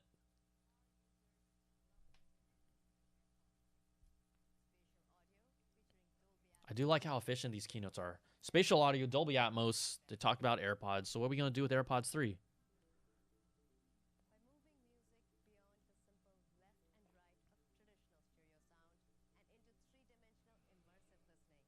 Yes, I am 20 seconds of the past La Pool Gato Maki, and you can sync with me or not, because by the time I see it, by the time it gets to you, it's 20 seconds difference. That's how we do this. Oh, let's get these cool spatial audio graphics-y thingies majiggers going.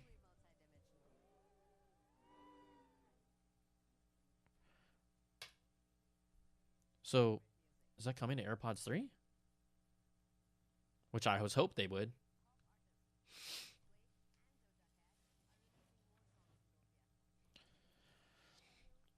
Spatial audio and Dolby Atmos music, very dope.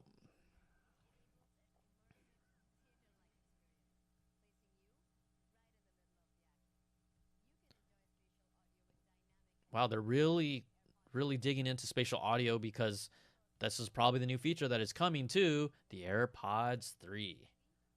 It's on all your devices. We get that. I think this is smart. So today we're going to announce, like I said, boom, AirPods 3. Let's see what they look like. They look like AirPods without silicone tips. That's like what we expected. They're going back to the retro with a color background with the white AirPods. Just trying to play with my emotions? Are they trying to play with our emotions like that? Oh. Yeah, I mean, that was one of the dopest iconic campaigns. Apple's totally leaning into the retro pass of everything that was iconic. You even see them doing it here. They do it. They're doing it with the AirPods. They did it with the iMacs. They're doing it with the upcoming MacBook Pro. So shorter stems. They also have the 4 sensor controls. Ooh, that was debatable. We didn't know if that was coming or not. Damn, why do you? Okay, other than noise canceling, that's probably it won't have noise canceling. They have new low distortion for powerful bass just for these new AirPods. Jeez. So the bass is better on the AirPods 3 than the Pros?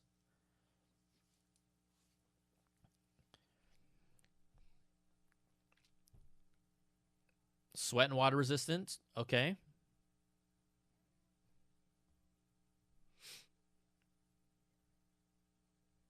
There's going to be some sort of calibration. They're talking about how the ears are shaped differently. We have Sony does this with their earbuds. Our new contour design.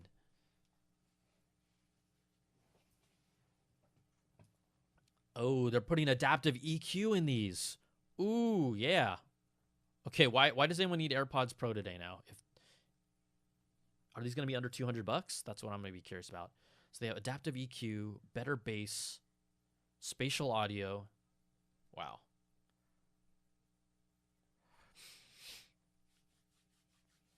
I mean, I don't need these yet, but whoo.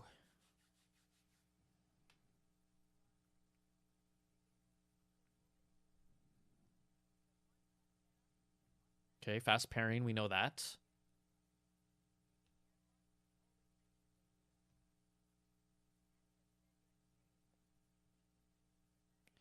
There are reports that there's 6 hours of listening time. There's reports that they would increase that because they would be using the new chip system inside. 5 minutes to charge, 1 hour's use. 30 hours total listening time with the case.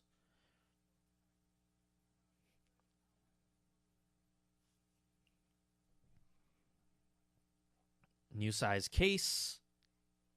MagSafe compatible. Okay. Hmm.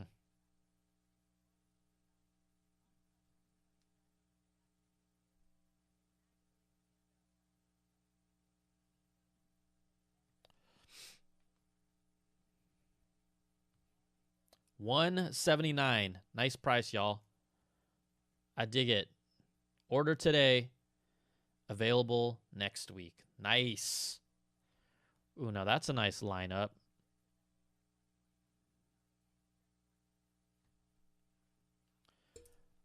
I don't think it's getting people to upgrade them anytime soon, but that's cool. That's good stuff. Good stuff. Okay. Are we going to go to the chip now?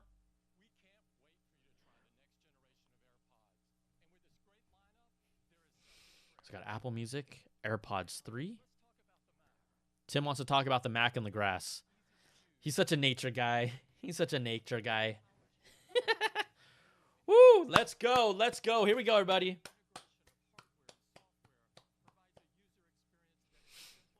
Man, I can't wait for this.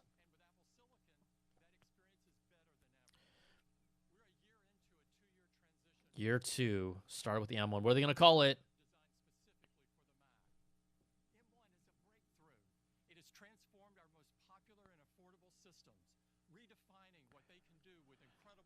What are we going to do? What are we going to call it? It has been. M1 is unreal.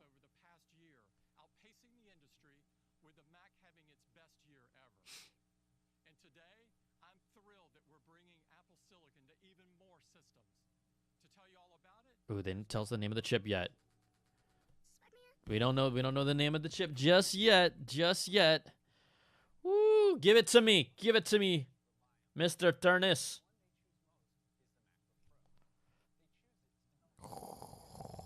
I'm drooling. this. This is the tool of choice for me.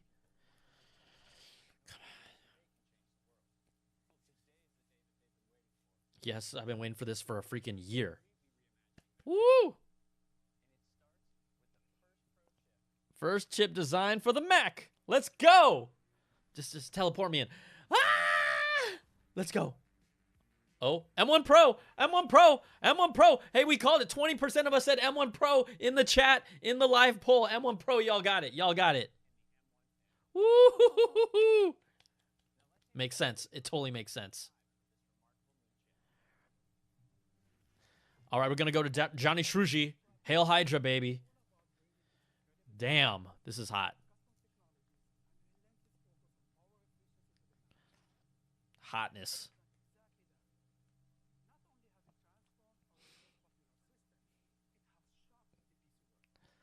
Apple can brag. I want them to milk this section for like 20 minutes. I don't even care. I don't even care.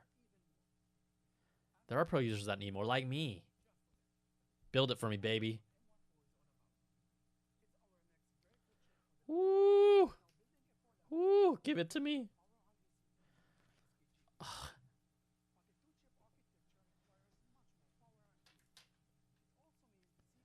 Woo-hoo-hoo-hoo-hoo-hoo.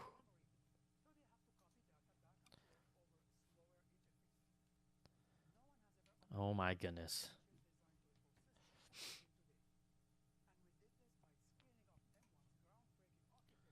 Whoa, whoa.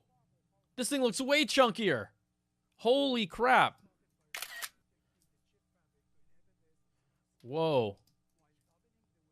Whoa. Can someone say beefy? Oh my god. Oh my god. Look at that thing. 32 gigs unified memory. Oh man, this.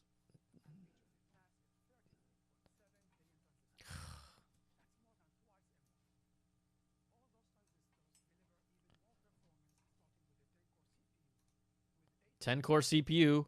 We get it. We get it. 8 high performance, 2 high efficiency, just like they said. Just like the rumors reported. 16-core GPU. Oh. Just like it was reported. Oh, my goodness. This guy's a boss, man. I love it. I love it.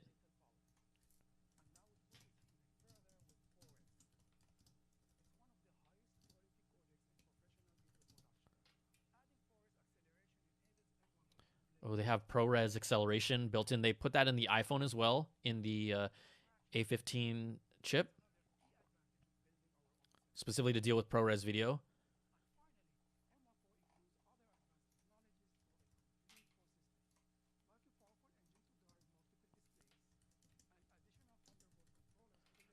Yes, Thunderbolt I/O controller inside. Yes, yes. Oh.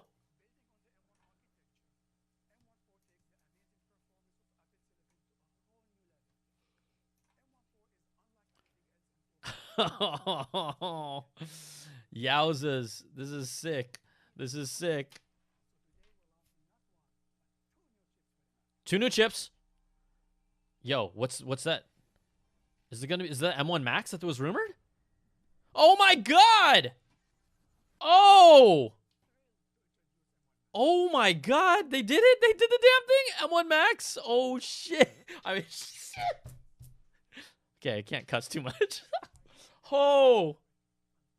Ho! Ho, baby! Ho, baby! Ho, baby! Ho!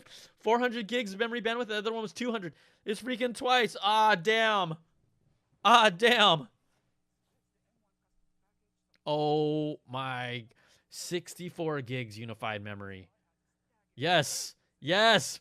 50. Oh, my. It's not. Oh, my God. Oh, my God. I just got shook. Oh, make it an M1 Max for me, baby. Make it an M1 Max for me. Oh, my God. 32-core GPU. Oh, fuck. Oh, shh. 10-core CPU, 32-core GPU. Jeez. Oh, my God.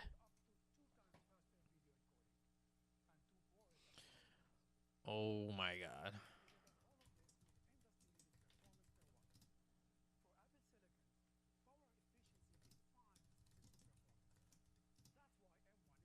Oh, my God. Oh, this is just going to... Oh, shoot, man. Yikes. Yikes. They're crushing. They're crushing. Man.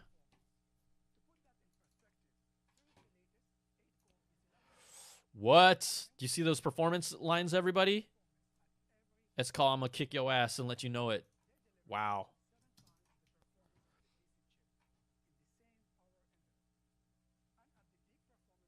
This is unreal. Oh, 70% less power consumption while doing that? Are you kidding me? If it's 70% less power consumption, I mean, are we talking about like easily a 20-hour 16-inch MacBook Pro? I can't. I'm about to explode, y'all. Yikes.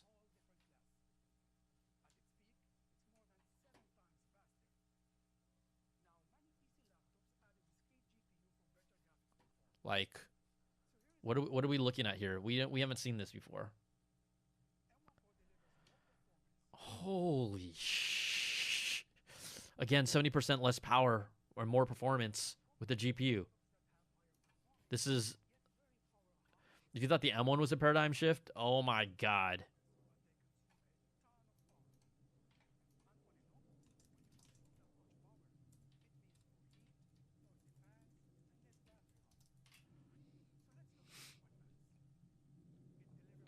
I mean,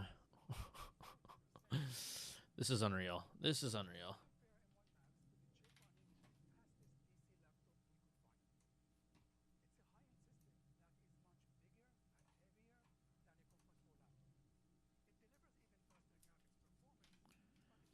They're just bragging. I mean, look at this. Are you guys freaking out about this? Oh. People are like, M2 Max more. Are you... Oh my God. Holy. Plugged in or on battery GPU performance? I can't... Woo, how much... Wait, am I going to drop like 10K on this thing? Holy crap. Oh, this is unreal, y'all. This is amazing. 3.3 times performance? GPU for... Oh,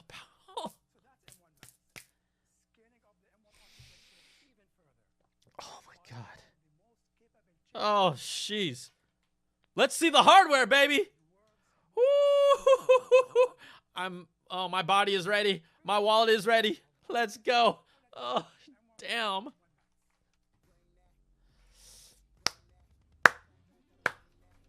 Oh, dude. I am so damn giddy. This delivers in every way already. Mac OS plus Apple Silicon. Let's get it. Oh, my God. Oh. I mean, I'm going to have to process this. This is unreal. Where'd all my...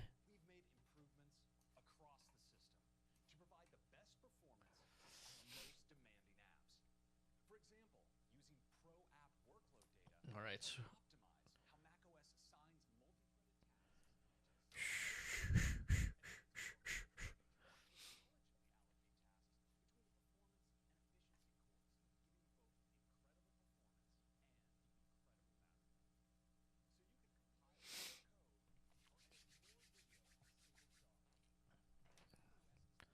I mean, this is going to change my life.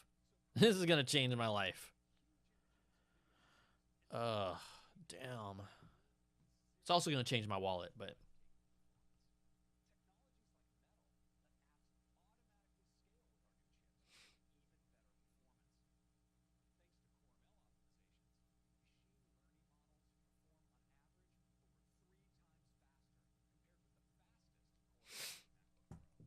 Uh-oh, here we go. 20 times faster for some machine learning tasks up to when they compare it to the M1. Yo.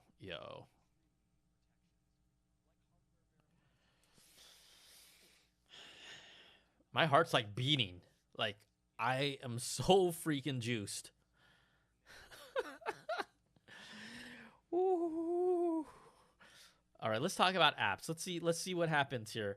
Let's see how it just destroys. Are we gonna get render times even more than twice as fast? I can't believe it. Damn.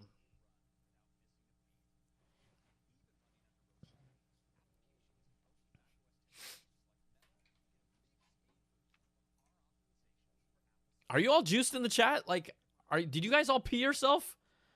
Damn, this is crazy. Unreal. Alexander, my man, from the Patreon, thanks so much, bro. My wallet's gonna be just as wrecked as yours. Thanks for the super chat, though, Alexander. Appreciate it, bro. Yikes. Oh, Logic. For the first time? Spatial audio on Logic? On a nope. Oh, my God. Oh, damn. It's like all real time. Oh, God.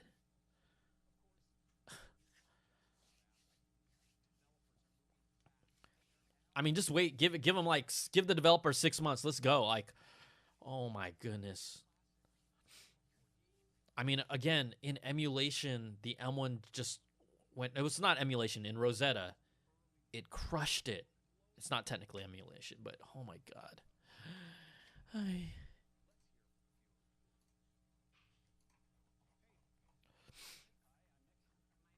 We're gonna talk to developers. So since you all are in the chat right now, I think that maybe why don't you just give me your score, a scale out of 1 to 10. How you feeling about this keynote so far? Because this is a freaking 20. Damn. We haven't even talking about the MacBook Pro yet, guys and gals. We aren't even we're just talking about the chip. I'm freaking out. Wow. Real-time masks? With video? Are you kidding me? Wait, what? Oh, damn. What the hell?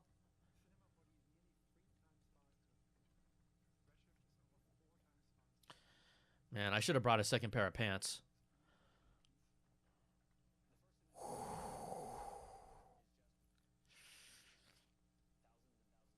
My legs be like shaky wobbly. I'm like so excited.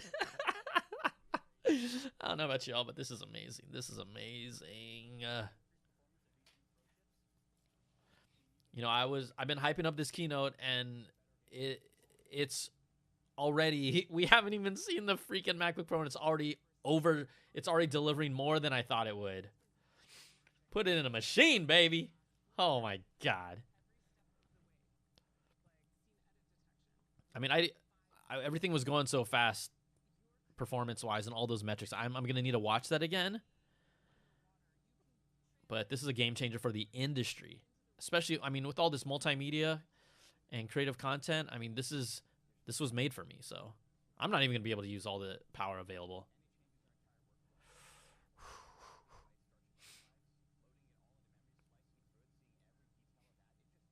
Beam me up, Scotty. Let's go.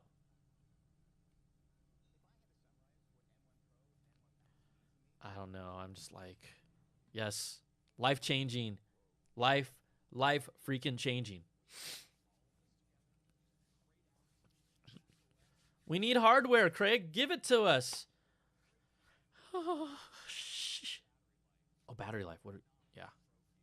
They said battery life was like 70% better performance? Oh.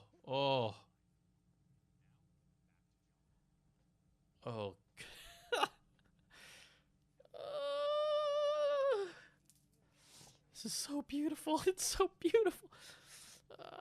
Damn, I can't help myself.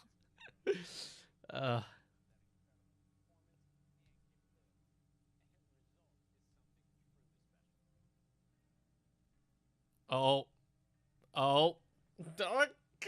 MagSafe ports. USB-C Thunderbolt ports to the headphone jack. Was that a Touch ID? What's that circle on there? Oh, the bottom, the booty. Wait, what? What's that? Oh, that's the MagSafe. Yeah. Woo.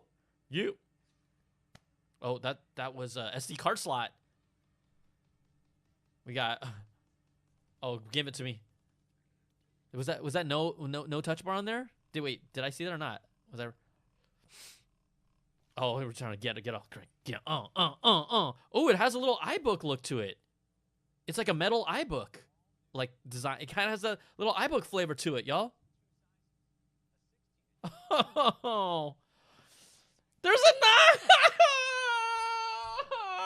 Damn it. There's a notch. Damn it. Oh. Oh my God!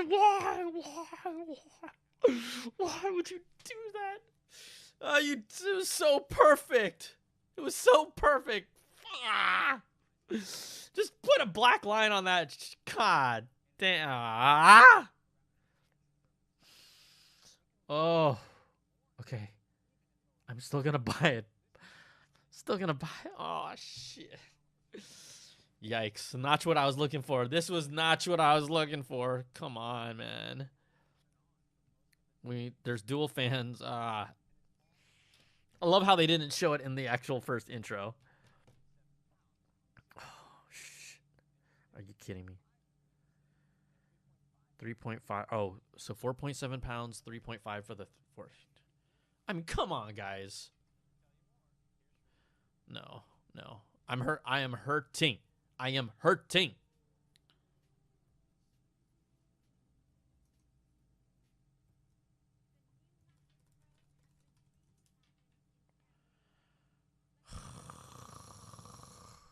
Seriously.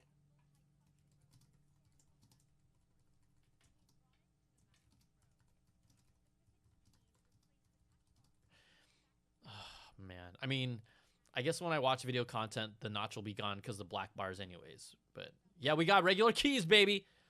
We got a full keyboard. Get rid of that OLED touch bar. Good riddance. Good riddance.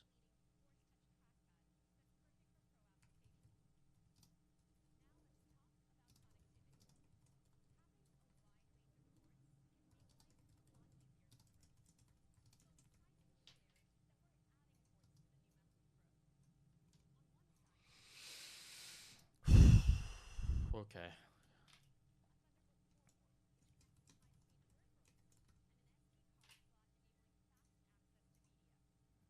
SD card slot, HDMI slots, like,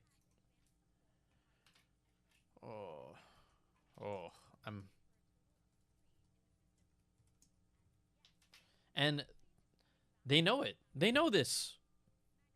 MagSafe's coming back. It's like,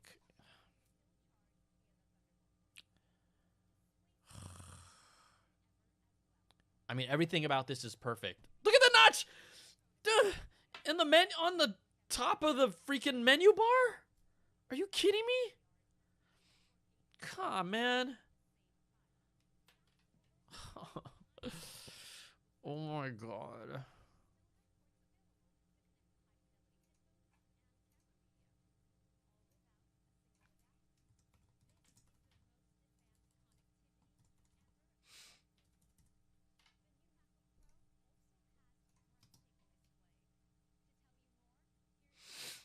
Yikes. I mean, it's so hard to just let go of that, right? It's just so hard. It's so hard. But I'm gonna let it go. I'm gonna let it go. I'm just gonna let it go. Just let it go. Damn. Oh, you shouldn't have done that. You shouldn't have shown me that.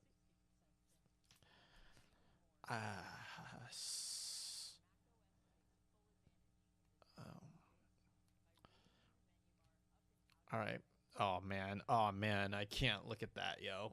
Oh man. I just can't. Oh man. I'm sorry. Oh man.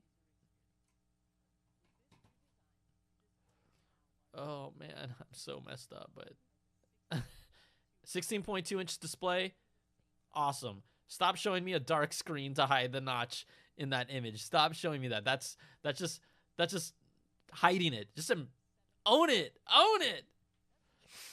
Oh my goodness. Oh. I will tell you, the ominous sign was that with the leaked resolutions, the number of the resolution measurement count based on pixels, if you subtracted 74 from the vertical pixel height, it would make the display a perfect 16 by 10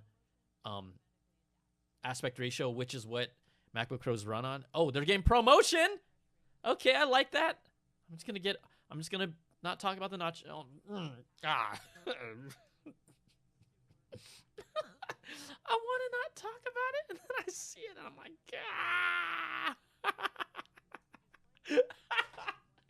I can't. Yeah, just okay, yeah. Like, movies will look great. Photo, like, am I messed up? Am I wrong? Like, I can't. Is this wrong? No, it's good. Ooh.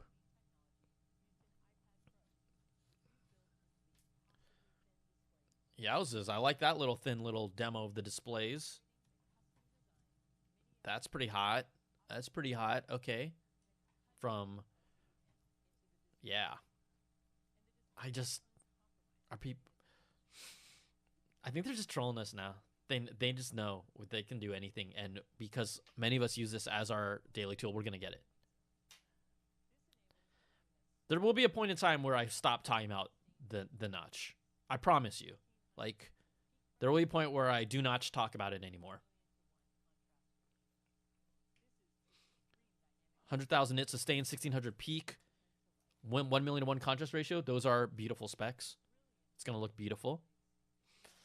Whether or not you like it. I can't. If you want me to stop saying the word notch, I promise I'll stop. I will not say it anymore. It's like...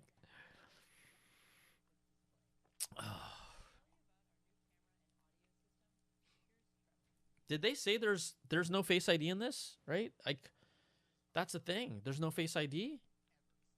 At least from where I'm at in the yeah, okay, here, now I'm seeing it. 1080p, thank you. New 4-element lens, thank you. Great.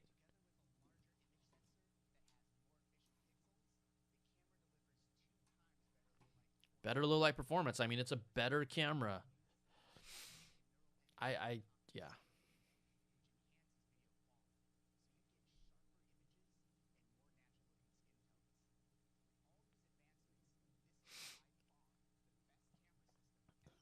It better be the best camera system in a MacBook. That's good. I applaud you.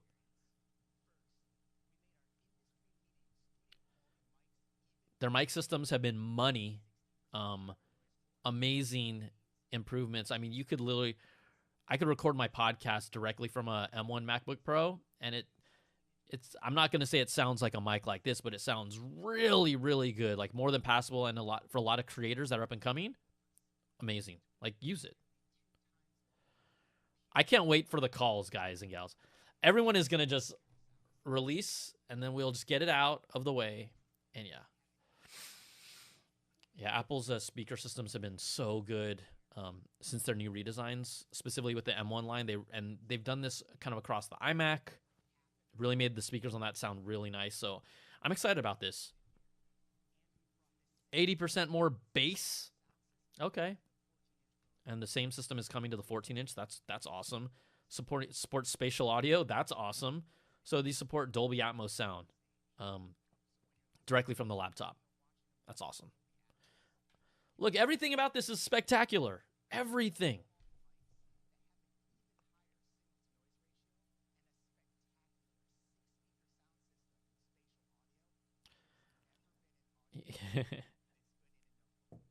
Yes, absolutely. Best audio in a notebook system. Yes, for sure. Let's get that pro performance, Shruti.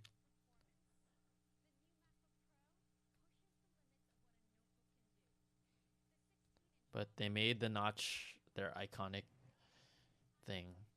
And remember, I think 80% of people said it wouldn't matter. They'd still buy it. So it shows that, you know, what you guys and gals all said and what Apple, you know, has been able to use that information is totally true. Like, everything that we said has happened. Yikes. 4 times faster graphics performance. You know I'm going M1 Max. There's no way I'm not getting an M1 Max. Like, machine learning performance is equal on both machines, okay? Oh, this is just going to embarrass the Core i9 that I have. It's going to just destroy it.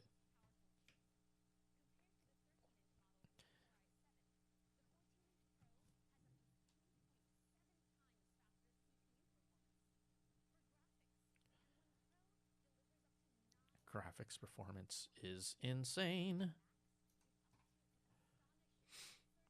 I mean, this machine is incredible. All they had to do is not put a notch in it. Like, honestly, this machine is freaking incredible. It looks like some apps, the black bar, like on, is that Photoshop? It hides the notch. So it's going to be interesting to see which apps, depending on how they, which apps are going to be able, are going to handle that.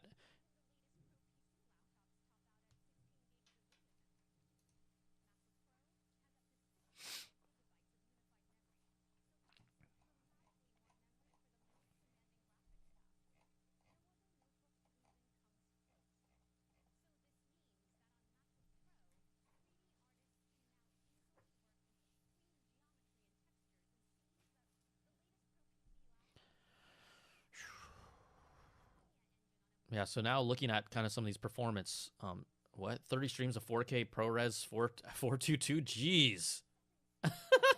7 streams of 8K ProRes? Oh my God.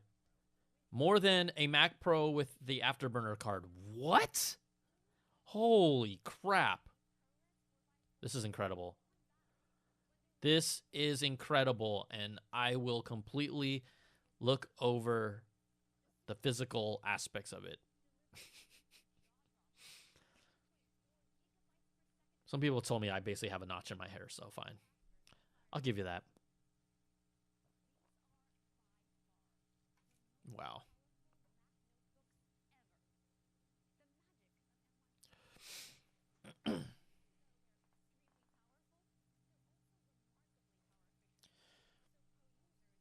There was a recent Intel interview with their head, and they were like, "Oh, we're gonna win back the Mac's business." They're not. With this, they're not even close.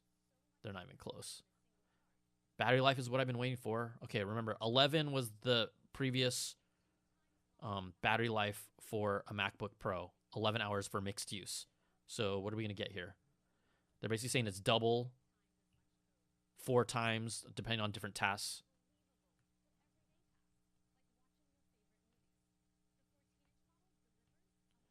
"17 hours of video playback on a 14-inch. Whoa. 21. Ho! Remember I said, oh my God. Remember I said if they hit even over 20, my mind will be blown. Like, that's amazing.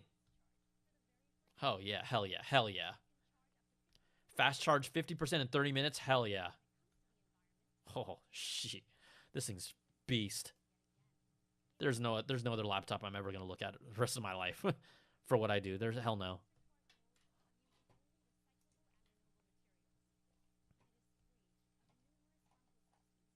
Okay, who's that guy that's spamming the chat? This is annoying. You are going bye-bye.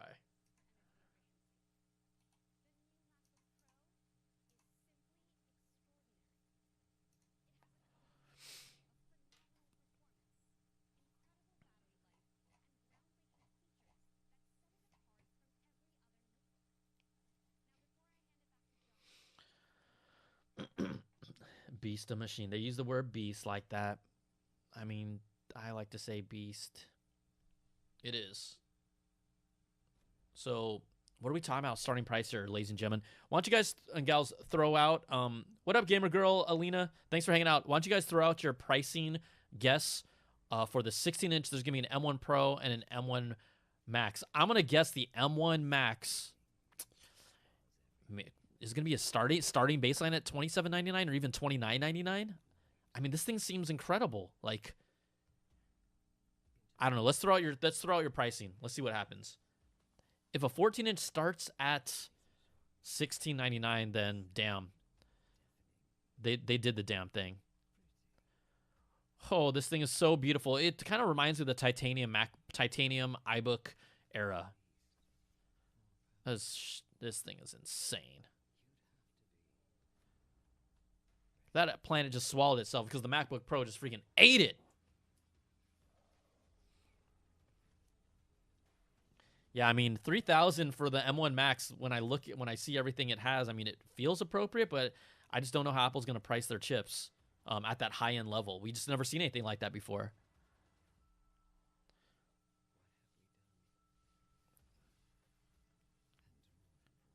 Woo, woo.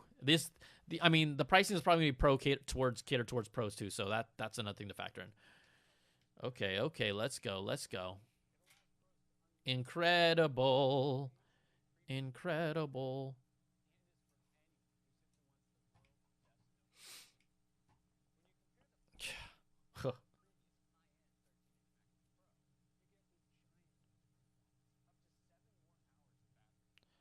The battery life is huge, just from a usability standpoint. Also, insane, y'all. $19.99 starting for the 14-inch. So we're definitely got to be in $29.99 territory for the Max. $24.99, okay, for the 16-inch. Okay. Wait, what about the M1 Max? Order today.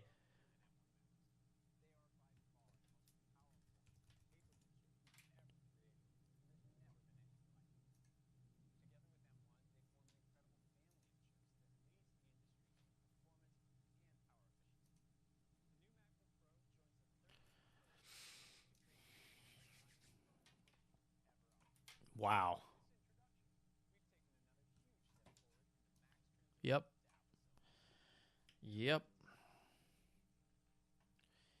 I mean, it's incredible. This is incredible. I'm just gonna have to get. I'm not gonna bitch about the notch forever, but yeah, I'll let you guys. I'll let you all do that for me. In fact, because we all feel the same. Man, but that thing is insane, and they did everything we wanted them to do and everything we didn't want them to do at the same time. That's what's funny about this. They did everything right, and the only thing that would have made us set us off and just trigger us. But damn, that is a spectacular machine. Spectacular. Man, I cannot wait for the post show with y'all. I cannot wait. Oh, it's going to be crazy. $24.99 is starting for the M1 Pro, which M1 Max is what I'm curious about. Wow.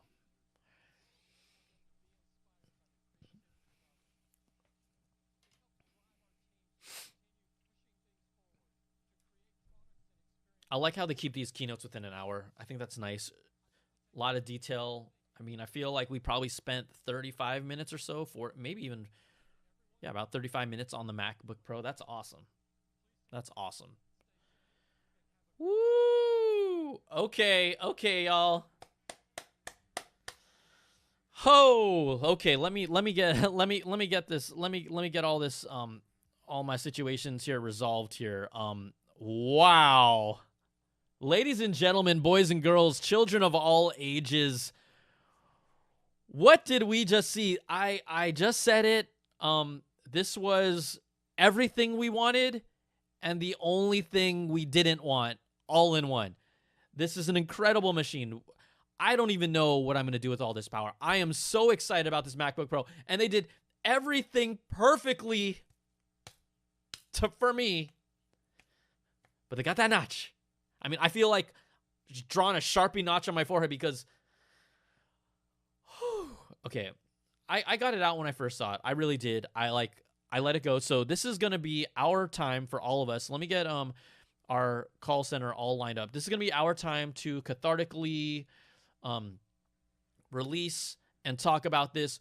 I've had people that have been waiting on the phone line. What I'd like you to do before I go to the phone lines is collect your thoughts. Let's talk about our reactions to this, okay? If you had a question from the pre-show, I don't care. We're not talking about the pre-show right now. We are talking about the new MacBook Pros. We can also talk about the AirPods 3. We can also talk about Apple Music voice plan. Seriously, don't talk about it. But like I said, my take, I'm thoroughly blown away by the performance. They delivered on every spec and then some. Before the show, I said if they could somehow get this product to get on a 16-inch to get over 20 hours or more battery life, I will be blown away. They did that. All the specs of the processor delivered. The design looks kind of like that, harkens back. I mean, I have to look at it closer to the titanium PowerBook G4 iBook days in a metal chassis. Looks beautiful. They put a notch in it. Oh, as the famous Mary J. Blige once said, well, I'm not gonna cry, I'm not gonna cry, that MacBook Pro shed more tears. Ah! All right, everybody, let's get to the phone lines. Let's just have some fun here. Let me pull them up here for a second. Woo! They didn't even give us Face ID in the notch. Like, I would have been okay with that. Give me Face ID. It's not for me. Oh, that notch is still there. Oh, I'm not gonna cry. I'm not gonna cry. I'm not gonna shed no tears. Woo. Okay. All right. Phone lines. Hold on. Let's just collect our crazy minds. I'm just trying to really get us all situated before we get into this. Okay. Here we go. Calling from the 217. You are on BTZ's Unleashed Apple post-show. Welcome. Thanks for coming out. For everyone watching, are you there? Can you hear me? Brian? Yo, who's this? Brian, can you hear me? I can hear you. Can you hear me? Chike. Say what? Yes, this is Chike. What? Did you say Chike? My name's Chike. Nice to meet you, my man. Yes. Let's go. Let's talk about it. Pleasure to meet you. What's on your mind? Okay, so what did we just watch? I want to understand this because I have a 16-inch MacBook that I'm sitting in front of right now, and I'm asking myself, do I upgrade to a 14-inch with the Max M1, or do I stick with the 16-inch? But I don't really have a choice now because, like, they've given me everything all in one system. I've got the 6-speaker system that's amazing on the 14-inch. So would you upgrade and keep a 16-inch, or would you go 14-inch? Well, it depends on the power. I mean, it comes down to portability. I'm going to have to remember some of these specs off the top of my head. I believe the 16-inch model was 4.7 pounds. The 14-inch model was 3.5 pounds. It is a little bigger screen. I think if you're a 13-inch user, you're going to love the larger screen, but slightly larger display. And there's so many benefits. I mean, this is not just like a little mini upgrade. This is a generational shift with a notch. So if you're in the market to upgrade, by all means, I think most people, your computer is going to serve you just fine. But specifically, I mean, the people that are going to be able to get the most advantage, get the biggest benefits out of this and take the most advantage of this power are creative professionals, coders, and designers. And so if you fall under that category, I think it 100% makes sense. If you're the person who always wants the most powerful laptop with the newest tech, this is the cutting edge tech out there right now. It blew me away, along with the notch. So I'll just say this. It's weird that no matter what you do, you're winning. I've never had that with a laptop before. Like, you could literally spec up the 14-inch all the way and be completely happy, or you could literally say, I'm only going to do these 3 things and I'll be fine, and you'll be happy. Yep. You're not losing here, and that's the amazing thing about Apple as opposed to Windows. Look, I'm gonna tell you before because I want to get through all the calls. I think I saw my buddy Qua in the chat. Okay, Qua, what's up, boy? Here's the big thing.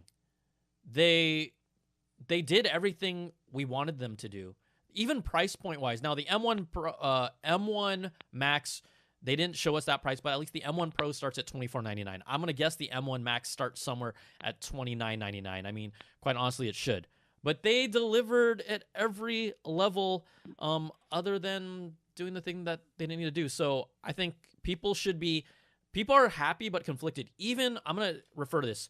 Before we started this, our pre-show that we always have here, just to give you an idea, right? We actually, I'm going to see if I can find in the poll, but we basically asked, there's rumors that there's a notch, and here it is. I pulled it up. If there's a notch on the new MacBook Pro, I will. 81% of people said still buy one. They have me buy the apples. And I think no matter how much I yell and scream and no matter how disgusted I am by this and why, like there's not even Face ID in it. It's a 1080p camera. And it does look like some apps increase the bezel. So I'm going to have to wait till, and actually use it. I know I'm going to be floored by the power. I know I'm going to love it. But 81.5% of people, even if there was a notch, the thing that they didn't want to see, they didn't care. So it just shows Apple's winning. Apple is winning. So there you go. All right. Hey, thanks so much for calling in, CK. I gotta go. All right. Appreciate it. Thank you so much. I'm not trying to hang up on people quickly, but I think this is such an important, what we just saw is mind blowing. And I want to get a lot of people's thoughts and ideas and feelings. Like this is a chance for you to cathartically release with me. Maybe you're helping me out. Maybe we're all helping each other out. Like this is a session for real. All right. Let's go to our friend in the 818. If the name is right, it looks like I got Walter. Are you there, my man? Yes, sir. How are you, man? Welcome, Walter. Thank you so much. How about this, as we're doing this and kind of set this trend, because it's always fun, I'm going to ask you all to rate this keynote and these announcements on a scale of 1 to 10, and you can tell me what stuck out the most to you, whether you're feeling good about it, whether you're feeling bad about it. So, Walter, I know you're the first person. I'm setting you up for this, so you take a little breath, but scale of 1 to 10, my man, where would you score this and why? I would say this is like an 8 or a 9. I wouldn't give it a perfect 10 just because I feel the same way about the notch. They could have put Face ID in there and given us more, but they surprised us so much in this keynote. It was refreshing. Yeah. It was absolutely refreshing. What part stood out the most for you? Well, definitely the fact that not only did they give us one chipset, but they gave us two for the pro users. They definitely created that separation between the regular consumer product and the pro product. And I mean, even looking at the website right now, they've already updated it. The only M1 Max is available only in the 16-inch, and it's at $34.99. So it's really not a bad price for that. Yeah, I mean, I'm pulling it up right now just to kind of look at like some of the specs here. Honestly, I'm gonna be real with y'all. Like, I'm pulling it up so I can just order it right now because I need to get on this thing ASAP. Like, that's just the real talk, right? I mean, I cannot screw around here. Like, this is my business, and we will go down and break down, right, all the pricing, all the product details, what is available as options. Okay, so $34.99 for the M1 Max. I think whoever is looking at that M1 Max doesn't care about the price. Do you know what I'm saying? Like, they don't. Right. They already know, like me, that that's a machine that I'm gonna get, right? So in that respect, here we go. Give me a second. In that respect, it's great. I think I like the was it $24.99 for the M1 Pro? That's great. I love that price point. That makes sense to me. So overall, I think with the power and what they're giving us, this is priced properly. I don't know what you think.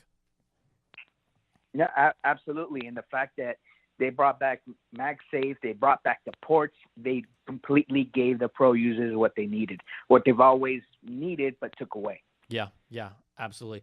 All right, is there any other points that you wanted to talk about? Just what else is on your mind? I mean, anything else kind of really stick out? You know what? I kind of wish that they would have addressed the the iMac Pro or the Mac Pro. But unfortunately, they did it this round. That was it, pretty much. All right. Whoops. Oh, sorry about that. Okay. Well, hey, thank you so much for calling. Really appreciate it, and we're gonna get to more people on the line, and appreciate you waiting. All right. Sounds good, brother. All right. Thanks, Walter. Okay, guys and gals, if you're wondering why did Brian seem semi-spacey for the last 5 minutes, while I was talking to Walter, I put my order in for a MacBook Pro because this is going to be my tool. So let's kind of look at this really quickly and see the breakdown, and we're going to get through all your calls. We're going to stay on these lines until 12 o'clock. So let's go here. All right, so I'm going to go here to order. And let's look at the breakdown of this because we are all learning this firsthand right now. Choose your new MacBook Pro. Here are the 14-inch configurations. I'm going to scroll down here. There's an 8-core version, entry level, $19.99. So, and then there is a 10-core CPU, 16-core GPU, $24.99. So these are for the 14-inch configurations. Let me get rid of that graphic there so you guys can all see this properly. Hold on one moment, friends. Okay, there we go. All right. So, and I'm going to increase the size here so we can all get a better look at this. 14-inch. So they offer basically a lesser core beast, but at the high end, you're getting that. Now, let's go to 16-inch really quickly and look at all the configurations here. We have 3 configurations here for the 16-inch. And we start at a 10-core CPU, 16-core GPU, 512 gigs of storage, and 16 gigs memory, unified memory. Here we go. 10-core, 16-core, 1 terabyte of storage. That's $26.99. And then this is even before we max out. I think we're going to get to probably around $6,000 if we max this thing out, close to it. That was actually how much a maxed out Intel 16-inch MacBook Pro that I purchased 2 years ago pretty much came out to. So, and now I think about just how much more power it is. 10-core CPU, 32-core GPU, 32 gigs of unified memory, 1 terabyte solid-state storage, starts at $34.99. Now, look, I'm going to be real with you. This is the machine that I'm going to get because this is what I get. All right. Customize your 16-inch MacBook Pro. Let's go down this list. You know I'm going to go with the 64 gigs of RAM plus 400. Storage-wise, 2 terabyte, 4 terabyte, 8 terabyte. Here's the thing. ProRes video is becoming more prevalent. 4K, 8K video. I mean, this thing is an 8K machine now. How exciting is that for, as you need some of these, you need these products that kind of help push technology forward. Whether, people are starting to get 8K TVs, but if you get an 8K TV, you want to see some 8K content. You have a 4K TV. A lot of people don't even have 4K TVs, but you need the tools to produce this content, and this is going to help move that needle a little more forward. So let's go. You're going to have some big juicy files here. You can either go external, right? Go through the Thunderbolt port, but I do like to roll with as much storage as I have. I mean, my current 4 terabyte one is pretty much already full, and I manage files back and forth. Okay, pre-installed software, if you want or need it. I don't need Final Cut Pro or Logic. I use Premiere. Also, okay, so where are we at? Like I said, $6,099 for the fully spec'd out, fully loaded 16-inch MacBook Pro, 64 gigs of RAM, 8 terabyte storage. I'm not going to show you my credit card info, but Apple Care here is also different. I believe Apple Care in the past was either $249 for most laptops. Here for this M1 Max is $399 for 3 years of coverage. I think that is a price specifically for these. All right, let's go back here 1 second because I think people are asking, okay, I want to see what a spec'd out 14-inch looks like. So super spec'd out, $6,099. I think after tax, they're probably getting close to $7,000. Let's go here to the 14-inch, the site. Okay, there we go. So here we want to go full beast mode 14-inch for you creatives that want to push it but not have that heavier weight. I mean, a 4.7 to 3.5 pounds, that's a huge difference of weight, quite honestly, day to day. So this is the 14-inch model, 10-core CPU, 16-core GPU, 16 gigs of RAM. You can actually modify the processor on here to go M1 Max on a 14-inch. That's cool. So it's still a lot of money. $400 to get an M1 Max with the 10-core CPU, 32-core GPU. If I'm a creative professional, I love the fact that this is an option. Amazing. Memory, 64 gigs. Are we going to get an 8 terabyte solid state storage? So we are matching, even at the highest level, spec for spec, a 14-inch MacBook Pro can have the same exact specs as a 16-inch. I love that. Now, my wallet doesn't love that, but this is great news for people that don't want to feel like, I got to get the 16-inch to get more power. The price for that, $5,899. So we're talking about only a $200 difference between the 14-inch and the 16-inch if fully spec'd out. Let's go to the AppleCare and see how much that is here on a 14-inch. AppleCare here on a 14-inch, smaller screen, 3 years of coverage, $279. So I knew that it was different. So we already found two kind of key differences here. AppleCare, $399 on the 16-inch for 3 years, $279 for 3 years on the 14-inch, but completely spec'd out, exactly the same. Only a $200 difference before tax and before shipping. Very, very interesting. Okay, let's get to some calls. I want to hear what y'all think. We've got over 5,000 people hanging out in the chat. You are the people. Also, in the live chat, I'd love to see what if you just put your scale of 1 to 10 number and then a little note of why, try and keep it like around 10 words. I will read some of those to kind of involve you all in this as well. All right, waiting patiently for 1 hour and 23 minutes. Ryan from San Diego from the 858. Ryan, are you there, my man? Hey, what's going on, Brian? What's going on? Ryan, did you call last show? Yeah, I was there for the iPhone as your sensible caller. I remember. I remember. You know what? The funny thing about this is the software that reads your name says Ryan from San Diego, your most sensible color. So it almost got. Oh yeah, it almost got you right, but caller, I'll take it. So Ryan, love to hear your thoughts, your score, and give it to me, man. Yeah, I give it an 8 out of 10. This was a very great event. It's an 8 out of 10 because of two things. The voice plan, what the hell is that? That was why the notch. Why we even doing it? It's seriously, voice plan and the notch are the only reason. Only two knocks on this event. AirPods 3, they're great. I can't use AirPods Pro because I like to eat when I have them in, and anything in here, I just hear myself chewing.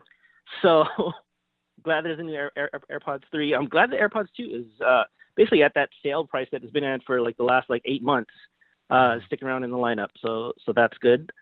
But I'm more excited for you and all the other creatives for those new MacBook Pros. I mean, there's a clear line now. Yeah, I'm just a project manager. 2017, I started at a company. They gave me a 2017 MacBook Pro for I don't know why. Because you're awesome. Because you're freaking in the awesome. Browser. I'm that was way too powerful for what I needed to do. But now there's this clear line. They switched me over last year to a Mac Mini, M1 Mac Mini. That has been so good for me. But I'm not a developer on the team. I'm not on the graphics team. I'm not a YouTube creator. But this, why even buy would you even need the power of what's in the current Mac Pro right now with what they just put out, right? I think you make a great point. You make a great point, right? This is game changing. For me, I am so excited, but you know me, I like to try and keep it cool and keep it balanced. I would say most people do not need this. The reality is most people, and this is what I love. I want Apple to give us as much power as possible. I want them to cover the whole spectrum. Most people, and I say most, geez, I might even say 85% of the users should just hang out and save money and get an M1 machine, right? You don't need it. You really don't need an M1 Pro, M1 Max at all. And so it comes down to what do you do? And again, this distinction of, even Apple said in the keynote, this is for pros, but it's also for people that want the most power, and it's an option. That's exactly how these should be looked at. I would honestly, this is a 10 out of 10 event if there is no notch for me, but I'm going to look past it a little bit. I'm so impressed by what we saw. I'm giving this a 9.5 out of 10. I absolutely lost my mind on certain parts. And I think that this is, again, my mom's going to be like, thanks. Like my mom watches this stuff. She's like, who cares? Like I think they're using, they're using a pretty older laptop. But yeah, I think for the general consumer, I think an 8 out of 10 is probably a proper score out for this event. Yeah, and I think that one for the notch. But I mean, if you use dark mode, if like you use the right wallpaper, you probably won't even notice it. Yep. Unless you open some crazy app that has like a bunch of things down the down the line there. I know. I mean, I always think it's funny how the intro video completely, like, it was finally when they pulled out and you're like, damn, it's there. Like I lost it. I thought I was cussing. I mean, I was honest. I mean, I was cussing. It was bad. So the one thing I do need though is them to bring back banana yellow to the iPhone line, like banana yellow on the 10R. They brought it on the HomePod Mini. It was bring all banana yellow. back. Make it all yellow, man. Bring it. All right, hey Ryan, thanks so much for calling. Really appreciate it. All right. Yeah. All right, take Thanks, it easy. man. Yes, Go. sir. Yes, sir. Okay, let's keep on going through these calls here. Let's try our friend from the 989. It looks like the audio screening might have failed, but who are we talking to?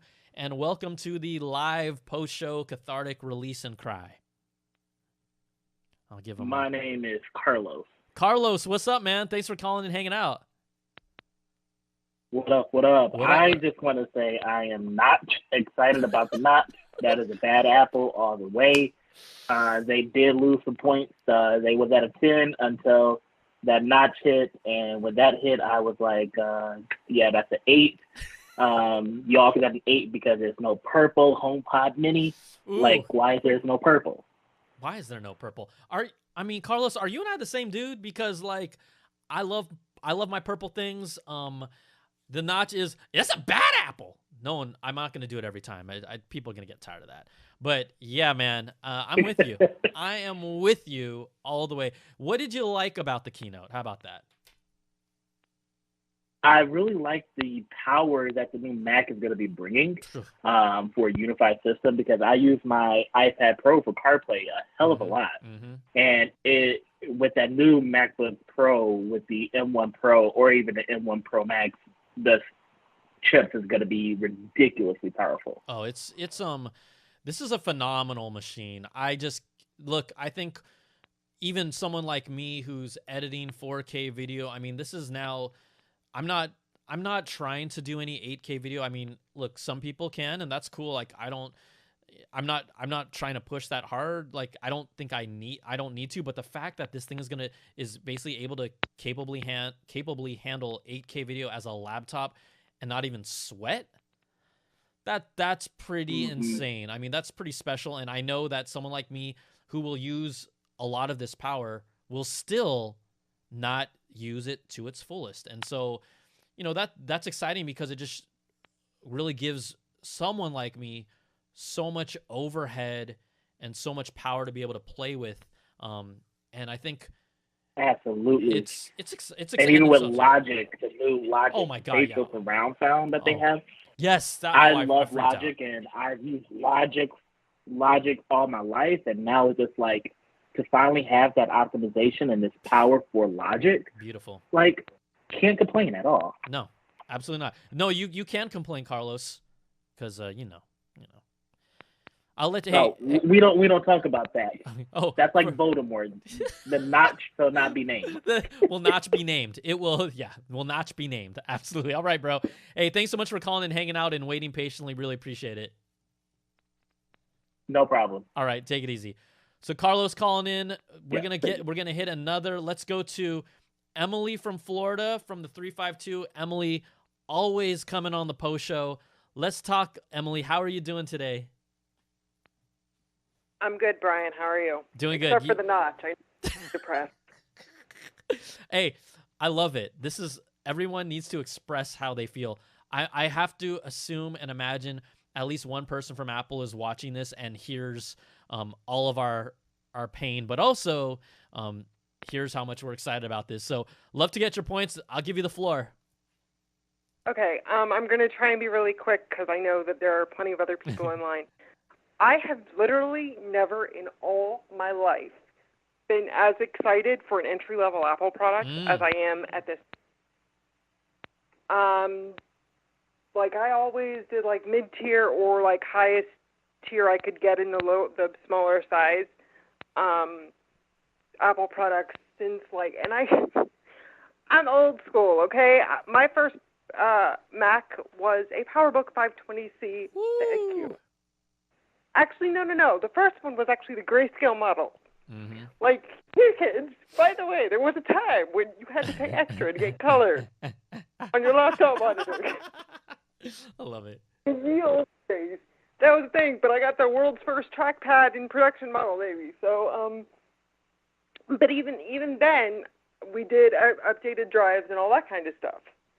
But I have never been legit tempted by an entry-level product because I like to consider myself a creator, but I'm not really working too heavily with video.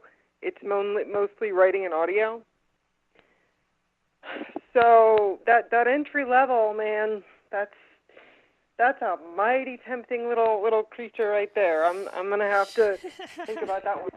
You know, I think the other thing, the thing is that when you talk about this, like what this does is it kind of pushes everything, you know, to another level, and that's why I love that they're not holding back. It reminded me when they made the first new Mac Pro and the whole redesign, it was like 99% of people aren't going to need to use this, but as it eventually trickles down, costs get lower. Yes, it appeals to the creatives. The reality is, we all know this is what's going to be the majority of the reviews online when this comes out and gets in the hands of reviewers, because all these people are content creators. We're all going to love it, and we're all probably going to say we don't. More than half of people are going to say we don't like the notch, but the machine is superior and it's going to be glowing. But I think in an interesting way, this is one of those few machines that does not speak to the general consumer at all, but is like, this is the crazy power that everyone's wanted. If you want it, have it. If you don't, you're fine. You know, it's you could almost do the review before the review specifically with this, because it's so clearly defined of what makes this thing special. It is, but like before this event, and I've been desperately like clawing to hang on to wait for this event. Yeah. So I was like, yeah, I could just do like a 16 gig MacBook Air. That'd be fine. But now, man, I'm looking going,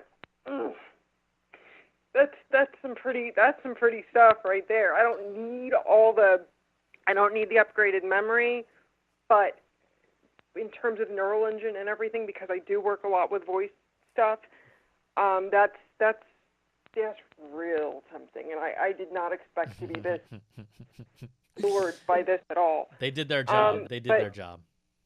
They did their job. I would rate the event probably about an 8, because not so much the notch, because I don't really care, quite honestly, but it is kind of dumb that if they're going to do that, like you said, why not Face ID? If you're going to notch us out, the point of the notch was supposed to be for the Face IDs.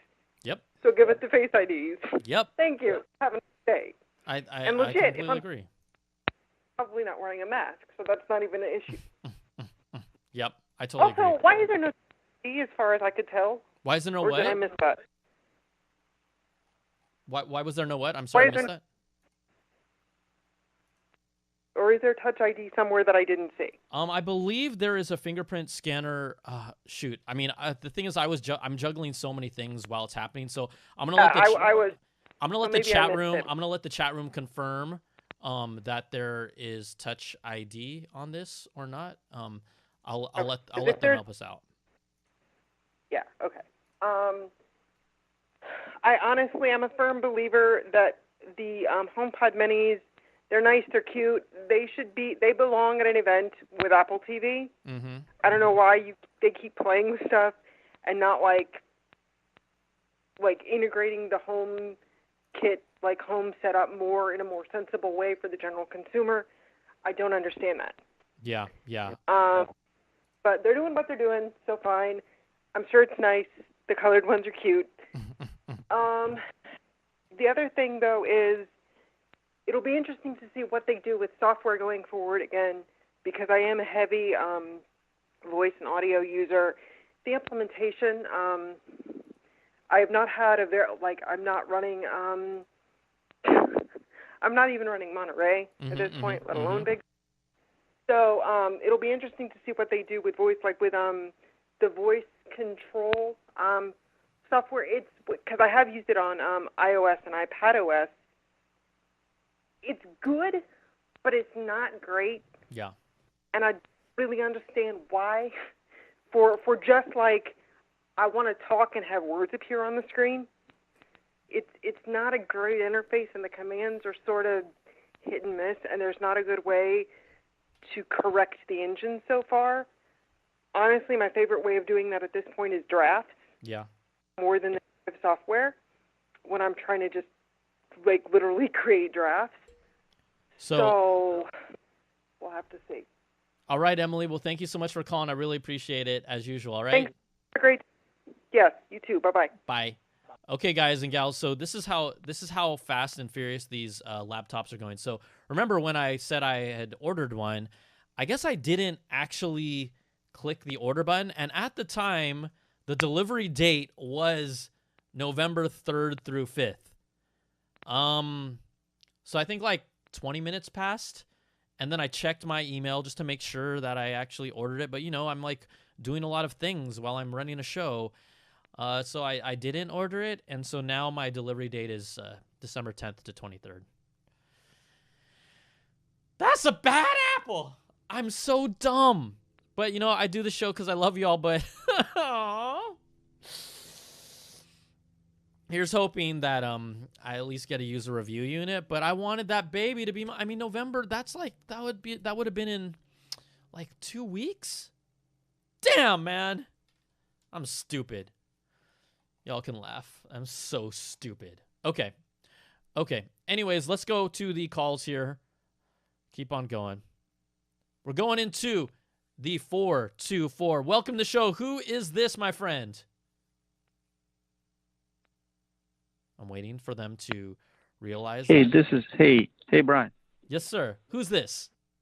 This is Claudia Laporte. How are you? How do I say your first name? Cloud?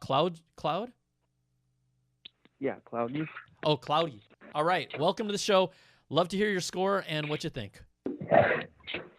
I give it a 5, to be honest with you. I have the Touch Bar MacBook Pro 13-inch. Yep. And I don't think I'm going to upgrade, to be honest with you. And I don't know. I was going to ask you a question. Those AirPods Pro, I already have the AirPods Pro. So are those like better than the ones that we already have, or is that just like a lower tier? Well, the basic, AirPods. It is kind of a, let's call it. I mean, yeah, you could say it's a lower tier. I think the main thing here with the new AirPods is that they take on the kind of a very similar design to the AirPods Pro, but they do have a few new things coming to it. They have spatial audio, which the AirPods Pro do. They have adaptive EQ. Right. They're I think this is going to really appeal to a lot of people that don't like the AirPods Pro with the silicone ear tips, because there's a large segment of users that the silicone earbud tips just don't vibe with them. And so I think this is going to benefit them. They're $179, so I think, man, people can correct me, but I feel like the AirPods Pro are at least $229 retail or whatnot. I think these are great. These AirPods are probably the AirPods that most people, at least from a new product standpoint, are going to be fine with. The reality is that most people's current AirPods are just fine as well, but I think this is a nicely fine-tuned, quote-unquote, standard version of AirPods without noise canceling. So I think they're solid. I like them. I don't think there's anything wrong with them. But for me, I have AirPods Pro, and I'm perfectly happy with it. I think when we polled our audience before the show, I think like something like over 73% of users were not planning on upgrading the AirPods that were announced here today. So that kind of tells you the pulse of where everyone is at too. Gotcha. Yeah, I'm losing interest. Like I saw the iPhone event, and I got an iPhone 11 Pro Max, and the 13 was just like the biggest bust for me. I don't know, man. I'm tired of getting Apple like tricking people to buy their products, but I don't know. But yeah, I was trying to get on your show at that time, but it was full. It's crazy. It was kind of hard for me to get on there. Hey man, I appreciate it. I appreciate you waiting. You've been waiting for 35 minutes, and There's a lot of people. The lines stay filled. It's kind of crazy. I keep 10 open. I don't want to open up 15 or 20 because what's the point? So 10 is kind of a good number, you know. But it just shows how passionate you all are. And I forgot. Did you give a score of this? Did you rank this keynote? I gave it a 5. I gave it a 5. A 5, my friend. Oh, that hurts, Daddy. That's a sad apple, man. That's a sad apple. That's a freaking sad. Because I already have the 13 with the touch bar, and I don't really like the touch bar either. But am I really gonna upgrade to the 14 or the 16? I mean, I don't know. I'm a college student. I go to school for cybersecurity, so I don't know. I mean, I might. I don't know. I mean, somebody in your chat said that there's not going to be a trade-in program for that, or is there? For which thing? For the new MacBook, are they going to allow a trade-in? I believe they offered a trade-in. I mean, there's the thing. I've been moving so fast and furious, like I saw a mention of a trade-in, so my assumption is that you can trade it in. I saw a note that you could trade it in. Man, I'm so bummed. Yeah, I might do that. I mean, look, I'm sorry. I have to get this out. I'm so bummed that I thought I bought it, but you know what happened? There was like this delivery thing where, pick it up in store, and you always want to choose to pick it up in store. And I thought I clicked it and said, yes, get it. And I guess I didn't. I mean, it's a month. I got to wait an extra month. Oh, God, I'm so stupid. Yeah. Well, the good news is I ordered my wife the iPhone 11 Pro Max, and it's gonna come in tomorrow. So we're gonna try that out. But I'm not upgrading anymore. All right. Hey, I'm done doing that. Thanks so much for calling, man. Appreciate everything. Yeah. Honestly, guys, if I wasn't running the show live, I would have probably, you know, when you were in like junior high and they taught you how to handle stress, you would just punch that pillow. You freaking like just wail on that pillow because you're so pissed off, and that's like the productive way to get rid of that. Like, that's what I need to do. I'm so pissed that I did that. I'm so stupid. I was like right on the money, and I was like, okay. All right. Hey, we got a call from the 469. Is this Max? Did they get you right? Matt, yes. Yes, sir. Welcome. I'd love to hear your score, rating, and then what you thought of the keynote. What stood out? So, what I thought of the keynote, it was new Max. That's cool. Disappointed there's no red HomePod. I don't subscribe to Apple Music, so for me, I can kind of sum up my entire the event with just this. I'm so disappointed. Oh, oh man, we have a song. We have a stinger. We got a caller with a stinger. Yeah, I heard some sad music in the background. Was that you? Did you set that up? Yes, I did. You did. Oh, you're cracking me up, Max. All right, hey, thanks for calling in, man. I appreciate it. Okay, man. Our callers are getting in advance. If you guys start delivering like stingers and sound effects like womp womp womp, I mean, I got nothing. I mean, that means he was holding a separate device while calling on his phone to play that sound with his opinion. Think about that. That takes some crafty thinking, y'all. All right, let's go here. A call from the 415. Hey, that's the Bay Area. Derek, if the call software got you right, welcome to the live show, post show. Let your feelings go. Derek, what's up? Welcome. Thank you. How's it going, Brian, man? Good. Is this Derek? Can you hear me? Yes, sir. I can hear you. It is. Awesome. So, what town or city are you calling from? I'm calling from San Francisco. Yep, I lived out there for about 7 or 8 years, so it's like it's one of my homes from the past. So, love to hear your thoughts, your score, and what's on your mind from the keynote. On the whole, I give it about a 7 or 8. There were some things that I wasn't happy about. I think I'm probably one of the only ones that I didn't think the whole that whole voice plan wasn't so bad, because I was looking at it on the overall. There are a lot of users that don't have they're not big music fans. They're not music gurus, and they know bands or whatever. They just want mood music. So I think offering that for people who aren't gigantic music gurus and just want music around their house, I actually think it was a nice touch for the general non-audiophile consumer that just wants music around their house. Yeah, to have that availability to them. Like, I agree with you. I think what's it's not even that it's out of place, but I think it's something. It's kind of more. Look, Apple can do what Apple wants to do because guess what? They're Apple, and it seemed like something that is helpful. But that to me, that is such a like when you talk about a niche within a niche. We first of all have to talk about who owns a HomePod Mini or just a HomePod. There's quite honestly not that many people that do. Yeah, I know Apple users gonna be like, "Oh, come on!" Right. Like but there aren't. I mean, the HomePod Mini did not sell gangbusters. We never heard reports. Out of all, like maybe look in your own peer circles.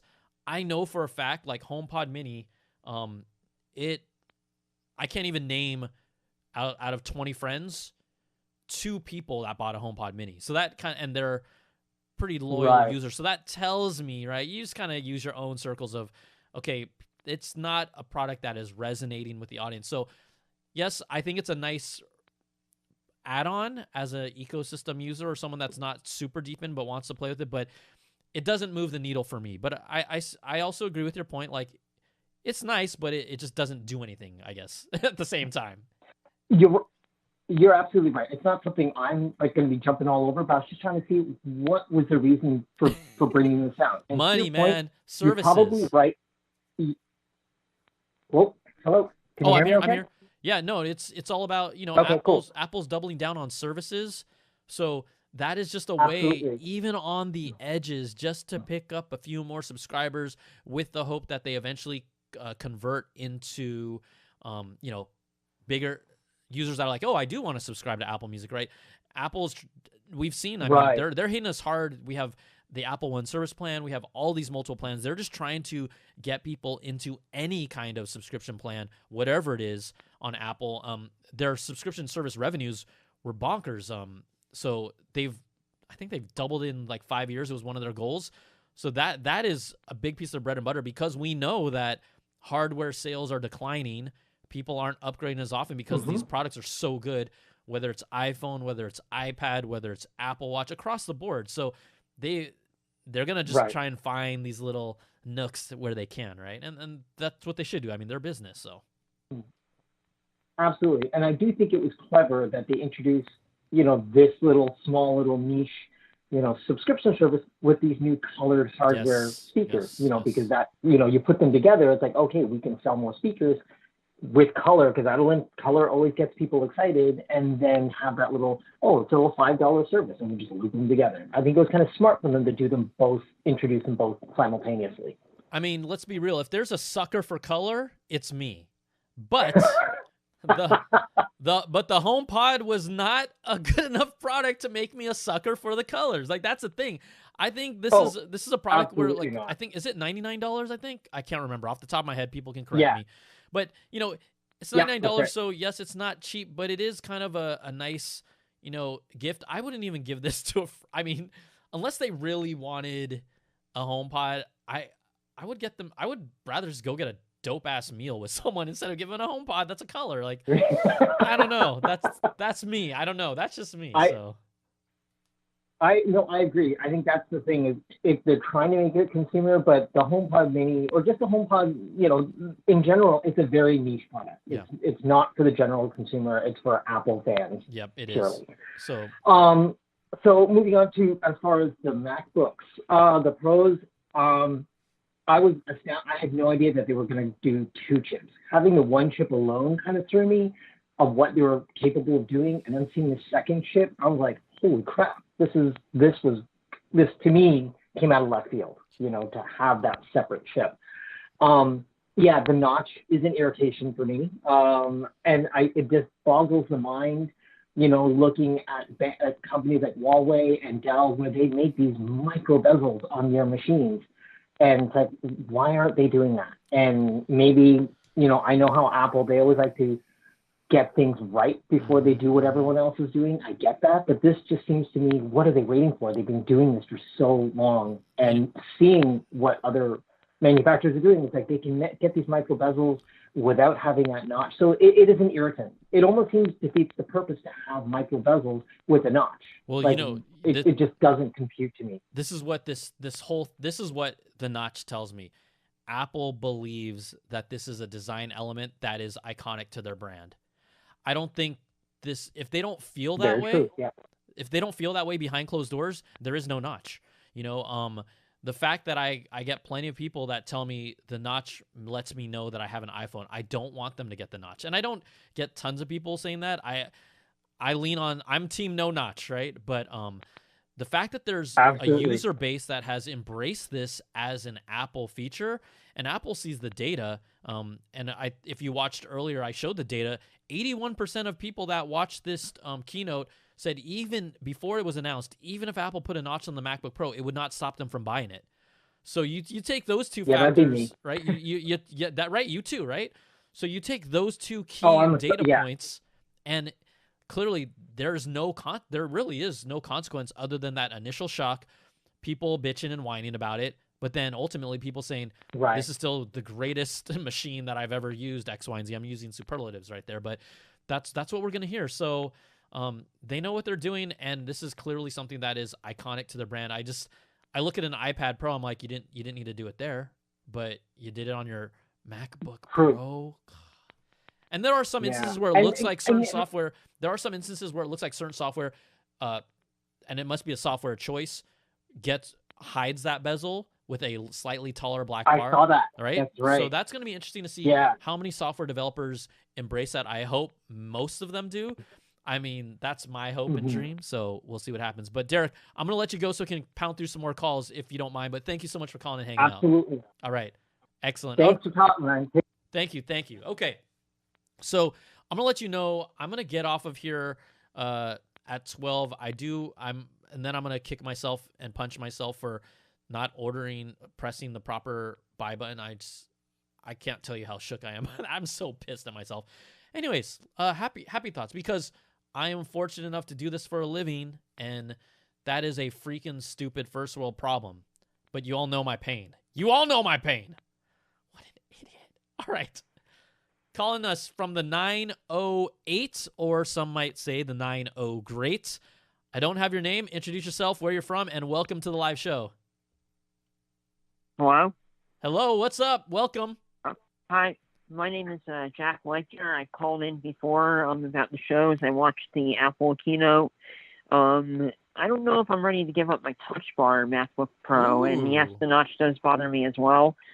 I think the only thing I really would like to do is upgrade my iPad Pro, because that's running out of memory. So I was just curious on your thoughts about that. And because, I mean, like with the MacBooks, what you can really do is you can get like an SSD drive, like a SanDisk, and just plug it in and make more storage out of it. But I'm just curious on what your thoughts are. In regards to upgrading what aspect? To upgrading the MacBook Pros to the new ones. Well, here's what it always comes down to me. It's all about how much, what do you want to use it for? If your laptop is completely fine, if you don't feel like it's chugging, if you have more than enough hard drive space, if everything you do is legitimately perfectly fine, don't upgrade. You don't need to upgrade. Now, there are going to be people that like to upgrade. I say, hey, if you have an M1 and you're not a creative professional, you don't need to upgrade. But if you want the cat's meow, the newest thing, that's fine. But just from a practical standpoint, you really don't need to upgrade. The M1 is a damn impressive machine. It is so good, even for what I do, editing 4K video, multiple layers. I'm so impressed. So that's my suggestion. And anyways, also money constraints are going to be part of it too. So I would say you need to figure out your situation, and then make a decision from there. But just because they release something awesome doesn't mean you have to upgrade. Save your money. I mean, these are not cheap laptops by any means. Right. One of the other things I'm still wondering if Apple will ever do, I don't know if they've done this with the new iPads, is moving purchased movies that you have to externals, just like the MacBook Pros, to save storage space. I don't know what they're doing with that, and that's still driving me crazy to this day. Yeah, I'm not sure with that either, but I'm gonna keep on going through because I really want to get through as many calls we can, Jack. But thanks for calling. All right. Okay, you two be safe, and I hope to see you again soon for the next one. It'll either be next year or, God forbid, if Apple does another event in another month, I might not survive this tech season. It's crazy. So thanks, Jack. Take care. All right. You too. Be safe. Thank you. All right, let's go to the lovely 310. If this is Henry from the 310, you're on. You're up. What's up? Your score, your rating of the keynote, and what stood out to you, good or bad? Hey, Brian, how's it going? It's going great. Is this Henry? Yes, it is. So drop it on me, man. What's on your mind? My rating of the show would be a 7.5 out of 10. Because? And one thing that I thought was interesting, and I haven't heard really anybody on the chat yet, the 16-inch MacBook Pro charger is 140 watts. Mm-hmm. So I don't know if this computer is going to be able, well, I know right now times are kind of difficult too, but if you're going to even be able to fly with it. Oh, well, here's the thing. I would say that although that is a good concern and Apple didn't address it, I don't believe that Apple would make a machine that couldn't go on an airplane, knowing just how large of a user base that is going to be using this would be. So you're right. I don't know, but my assumption is that you'd be able to take this on a plane. And if you weren't, that would be a huge, huge deterrent. But I just don't see why they would do that, you know? That makes sense. And honestly, I like the notch. And I know a lot of people on chat are saying otherwise. Hold up. You honestly like the notch? Like, what? Tell me why. I need to understand. I need to get inside your brain. Why do you like the notch on a display that big? Yeah, one of the kind of first world problems that I get when I'm working with Final Cut or After Effects is the taskbar, that there's not really a good place for it, that either it's like taking up the screen real estate while you're working inside the application, or it's not even there initially and you kind of have to like hover your mouse over there for a couple seconds and hope it drops down. And with the GPU working as hard as it is, it doesn't always happen. But with the touch bar, it gives you that extra space where the taskbar can just stay there without taking up the rest of the screen. So as a creative, it like helps with that type of faster productivity and being able to kind of just keep the taskbar up there. Okay, I'm gonna pretend that you don't work for Apple. I'm just kidding. I'm messing with you, Henry. Do you work for Apple? They've got to get someone in here who says, "Dude, I love the notch." I'm just kidding. You know what? Like I said earlier, there's people that actually genuinely enjoy it and also feel like it identifies their product as an Apple product now. You know, there's no MacBook Pro text on it anymore. So what's going to tell you that you have an Apple product? And I know I'm not saying you care about this, but there are people that care about it. Like the notch is going to tell you that that's an Apple product, although you can already tell because of the design. But that's an interesting point. But look, I respect it. We all are not supposed to agree on the same things, except for the notch. Just kidding. But I'm messing with you, Henry. So, hey. I mean, the only other thing, like the only negative, why I didn't give it a 10 out of 10, is the lineup with the M1 MacBook Pro staying is a little confusing because it still has a touch bar. So it's like, hey, your MacBook Pro lineup starts with a touch bar, and it's the only computer that has one. Yeah, you know, I think what it is that's just kind of a legacy thing that will end up getting resolved over time. So meaning because it's going to be a transitional thing, that touch bar still exists because it's from a year ago or what is it? It's from previous generations. So that will eventually, quite honestly, that's going to eventually go away. So we'll just have to wait for that to happen. But, you know, we've seen that where sometimes an older model is still in the lineup. And we know, look, the reality is that Apple, especially under Tim Cook, has no problem offering multiple models for multiple years at different prices to sell as many as possible. And that's why Apple's like over $2 billion, sitting on cash like that. And one of the most profitable companies, especially during the window of time in the past 10 years. I mean, it's going to be hard to find a better company. And Tim Cook's strategy, specifically with the numbers and really squeezing out everything out of every model and using earlier form factors and, extending the life with putting in the processors and giving them at a cheaper price. it's worked from a financial standpoint. So that's something that is part of Apple's DNA and identity moving forward. So that's why it also doesn't really surprise me. Like, I don't think they care about confusion. They feel like most people are going to say, I have $1,500 to spend. What can I get? Okay, fine. Maybe I'll spend a little extra, or $1,500 is my cap. What's available?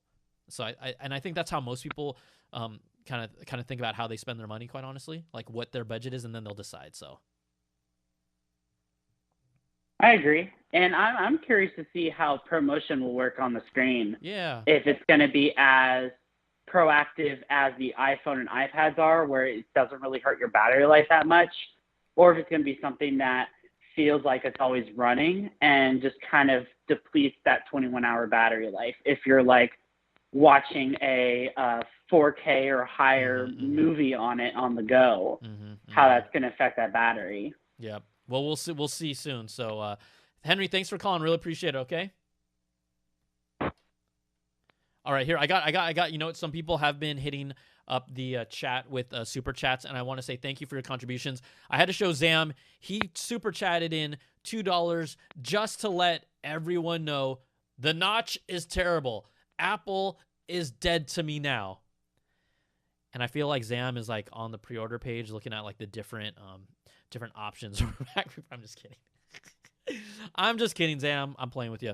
Okay, ladies and gentlemen, we have 13 minutes to go. My voice is starting to die. I want to really get as much as through. I keep on saying that, but let's just kind of do a rapid round because I have some things to take care of after this call and figure out if I can even trade in a MacBook Pro after I already made the order. This is gonna be a long day. I can't believe it. Okay, let's go to Brad from the 678. Wants to talk about the Mac Mini. Finally, something different, maybe? Brad, what's up? Welcome to the show. Well, sorry. Thanks, Brian. I watched the pre-show, and you seem to be really high on the hoping for the Mac Mini. I may have missed it, but obviously there was no mention of that. Yeah, there was none. I didn't hear any disappointment from you, so maybe I just missed it. I think the reason why, sorry, I'm just handling this real quick. The reason why I wasn't disappointed is because I was hoping for it. I thought it would make sense for them to bring it out, but I wasn't expecting it. So, you know, here's the thing, what's really crazy about the rumor mills and how interesting things come up. For the longest time, we had never heard about a notch. We had never heard about the M1 Pro or the M1 Max namings. It was literally maybe a day before the keynote came around, day and a half. Those two stories surfaced to the top and then became the topic of discussion and then became true. So, you know, you never know with rumor mills. Sometimes it happens, sometimes it doesn't. There was no buzz about the Mac Mini Pro. So that's why, I mean, I think we'll see it next year. It'll maybe be in an M2.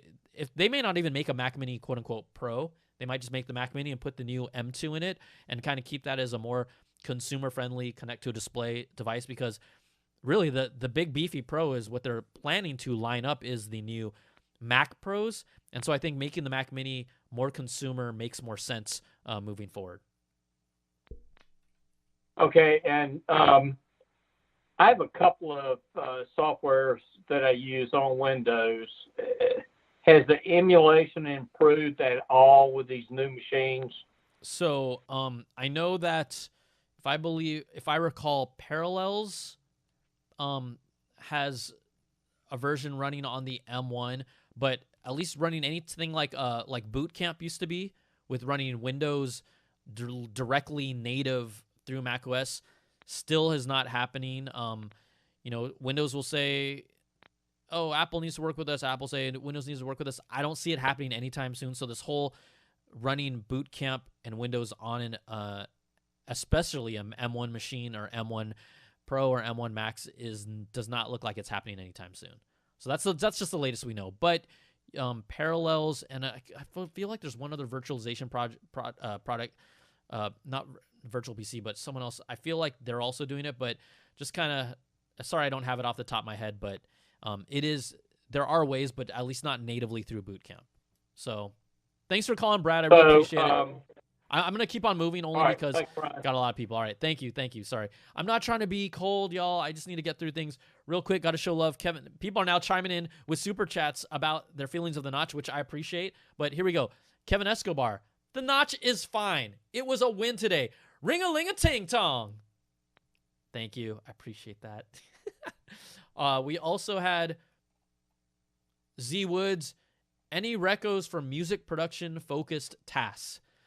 I'm not sure specifically about the tasks. I mean, there is Logic. Quite honestly, GarageBand is extremely underrated and a more than capable product. So I don't know exactly what you're looking to do, so that's why it's hard for me to say. And my expertise really is more in Photoshop and video production, not necessarily audio production. I just sang the silly songs. All right. Also, FJ Game says, any idea about a MacBook for a teacher? Mid-range? I think the best product for a teacher right now is the MacBook Air. That makes the most sense to me. If you want a little more beef, you can look at the 13-inch MacBook Pro, but I think the MacBook Air with basically an M1 product that is I don't even want to call that a mid-range machine, but any laptop, MacBook Air M1, I think that makes the most sense to me. Okay, and did we get any more before we go? No, we don't. Okay. I'm sorry, y'all. I'm going to take the 3 last call. Actually, forget it. Let's do rapid speed round. I'm sorry if you wanted to talk. Your rating, what you liked. Try to do it in a minute.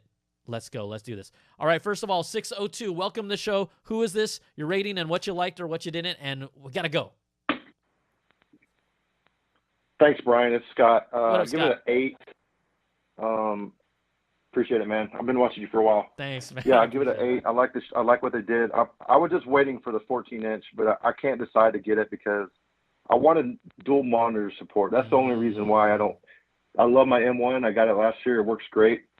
I just wanted the dual monitor support. No one's really talking about that. So here's the thing. I was, obviously it was all going to blur. So I'm going to ask you this. So does the 14-inch only support one monitor, but the 16-inch supports dual, or neither of them do? I don't know. That's why I'm going to do research before I order. Oh, okay. I'm hearing the 14 does dual, but I cannot confirm that. I'm going to let the chat room chime in here. Everybody, if you can chime in for us, do both 14 and 16-inch support dual monitors, and we'll watch it in the chat, okay? Yeah, thank you, Brian. Okay, thanks so much for calling. Sorry I couldn't talk longer, but, we're going to wrap this bad boy up. But appreciate your patience.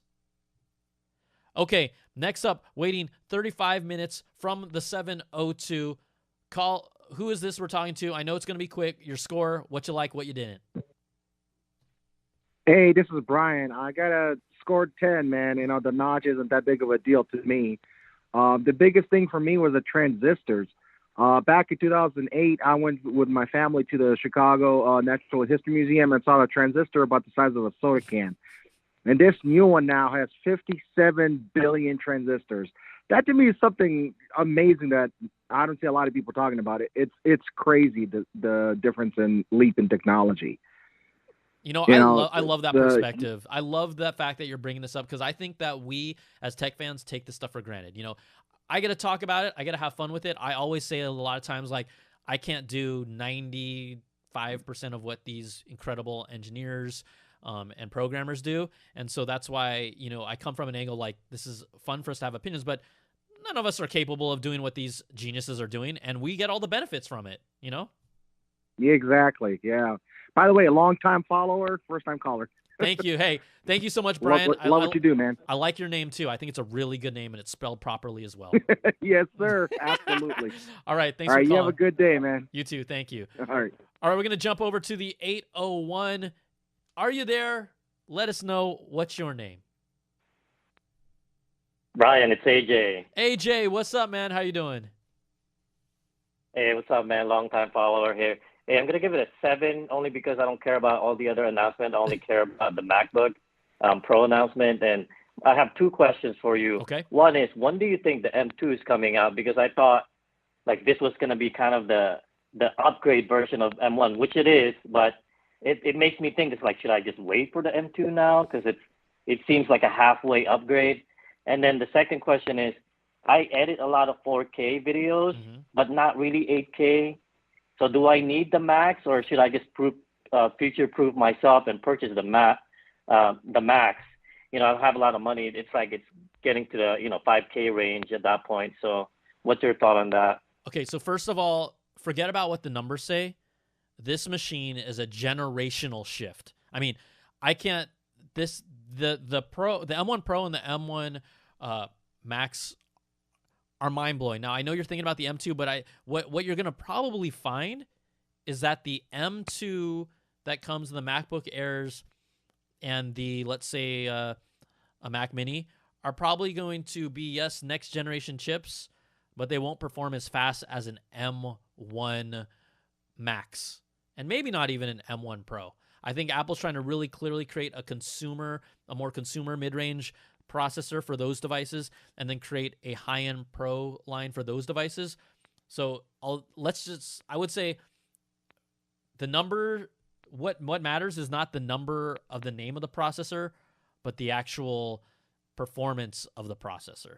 And the new M1 Pro and M1 Max are freaking incredible. As for, strategy-wise, editing video and content and whatnot, you're going to have to decide, like, look, I do this for a living. I'm going to stick to 4K. I don't need to do 8K anytime soon. The file sizes are ridiculously huge, and until more people have products that can take advantage of 8K, I'm not in a rush for it, quite honestly. And so I'm cool with 4K, and if you want to jump there, depending on what specific discipline you're doing, then by all means go for it. But if you're saying, hey, money is like a little tight right now, like, don't do it. Don't do it. Like, we do not need to spend money, people. Just because Apple put something out, we do not need to spend money. That is my lesson for the day. So thanks for calling, AJ. Really appreciate it. All right. It's 11:57, which means we have 2 more calls left. I'm sorry for everyone that I'm gonna have to, not just delete and everything. But from the 408, that's the 40 great. That's like my hometown area. It could be San Jose. It could be Sunnyvale. It could be Cupertino. Who is this? Give me your score. What's up? It's Qua. It's Qua. What's up, Qua? Hey, man. Score's a 10 because I missed the first part because of a work meeting, so I didn't really even see it. So I think you were okay. They released the voice plan for Apple Music that no one cares about. Okay, I'm just saying it, but no one does. Yeah, but so I ran into a bunch of issues ordering errors and all that stuff. Not gonna get mine until December 2nd probably, but earlier than me. Yeah, but like last time, when the M1 came out and I sent you some stuff to test. Remember that? Okay, Qua. Why didn't you say it was Qua, like my friend Qua, like former coworker Qua? You fool! I thought it might be, but then I'm like, I don't know. No, I'm not gonna just. I've done that before. I thought I knew someone on the phone, and I said, and they're like, no, it's not me. I'm like, okay, that's stupid. Yeah, I've never called in, and I was like, this announcement is exciting enough to call in and talk to you. But I was super excited to see that they did some stuff with Cinema 4D. I've been doing that for forever, and this last project I worked on required rendering 8K out of Cinema 4D. Damn. And when I saw this, I was like, holy crap. That's what I'm saying. Yeah. So you're right. It's not for everybody. It's probably for me and like 20 other people. But yeah, I'm excited for it. And I definitely will be sending you some test stuff if you're doing some benchmarks on reviews and things like that.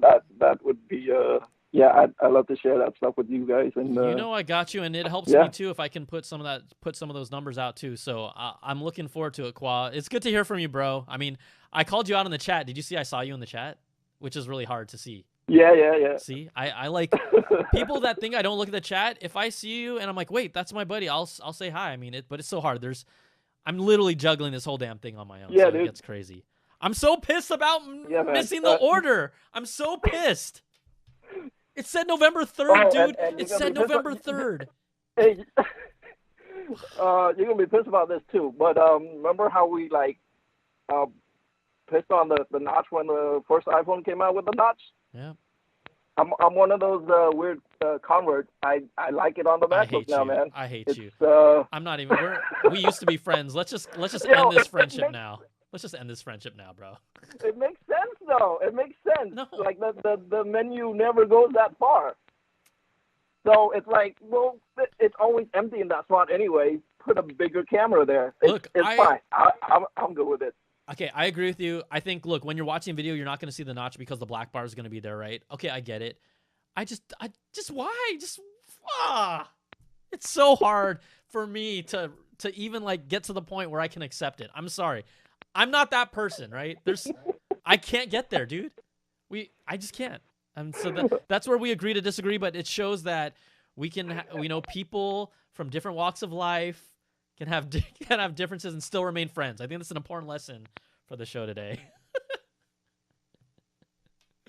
All right, hey, bro. Good stuff though, man. I always look forward to these. Man, I appreciate, honestly, I straight up super appreciate you calling in and, I know you hang out a lot when we do these things, so thanks, man. All right. Just text me next time, dude. Just text me. Shoot. I will. All right, later, Kwa. All right, because Kwa took long, because he's my friend, I said I do 2 calls. Here is the last call of the day, everybody. The last call goes to the 636, my buddy Brad. Not my buddy, but it says his name is Brad. What's up? Welcome to the show. You are the last caller.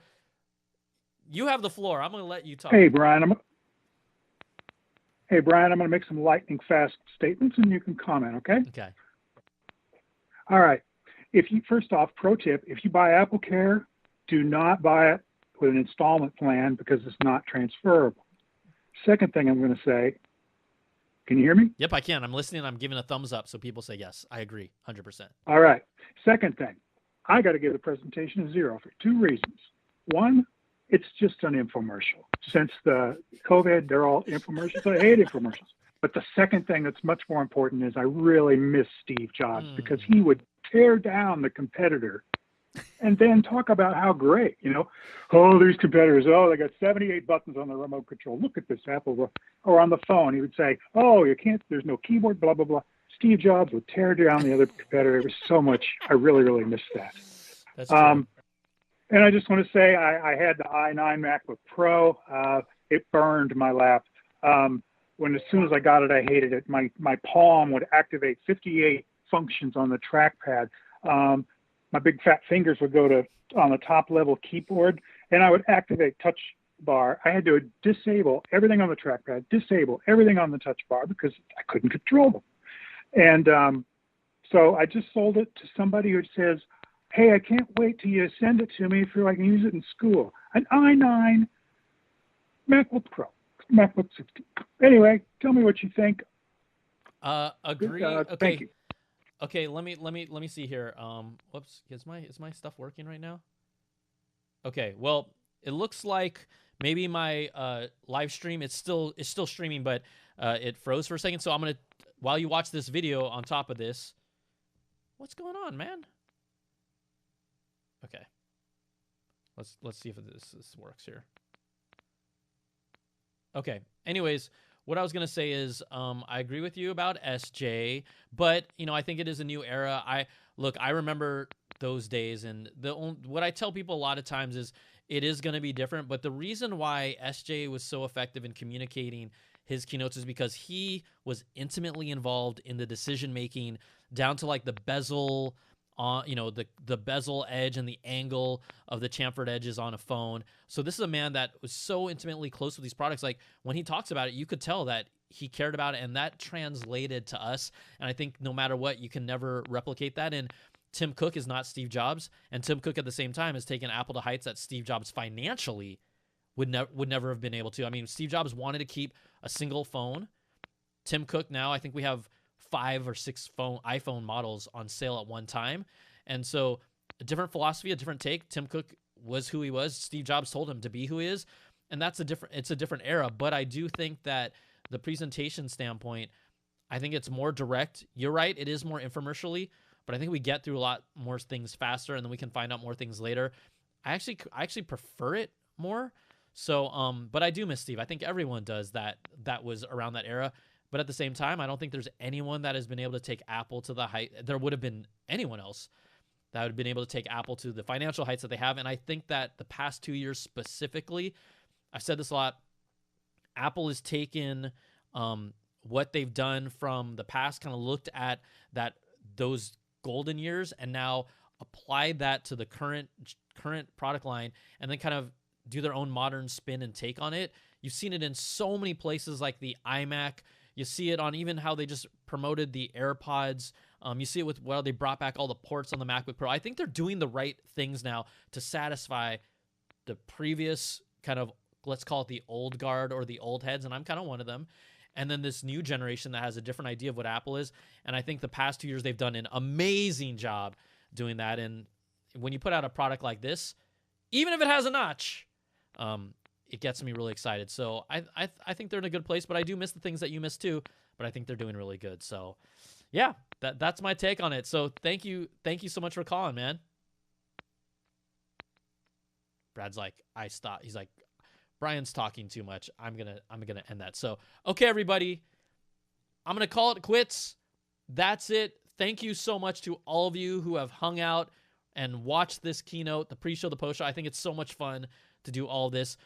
You can stick on my channel. Obviously, I'm gonna have a lot of Apple coverage, really like kind of dig into my thoughts and my emotions and feelings and reactions. I'll put out videos like that, and hopefully get my hands on this hardware before my, what is it here?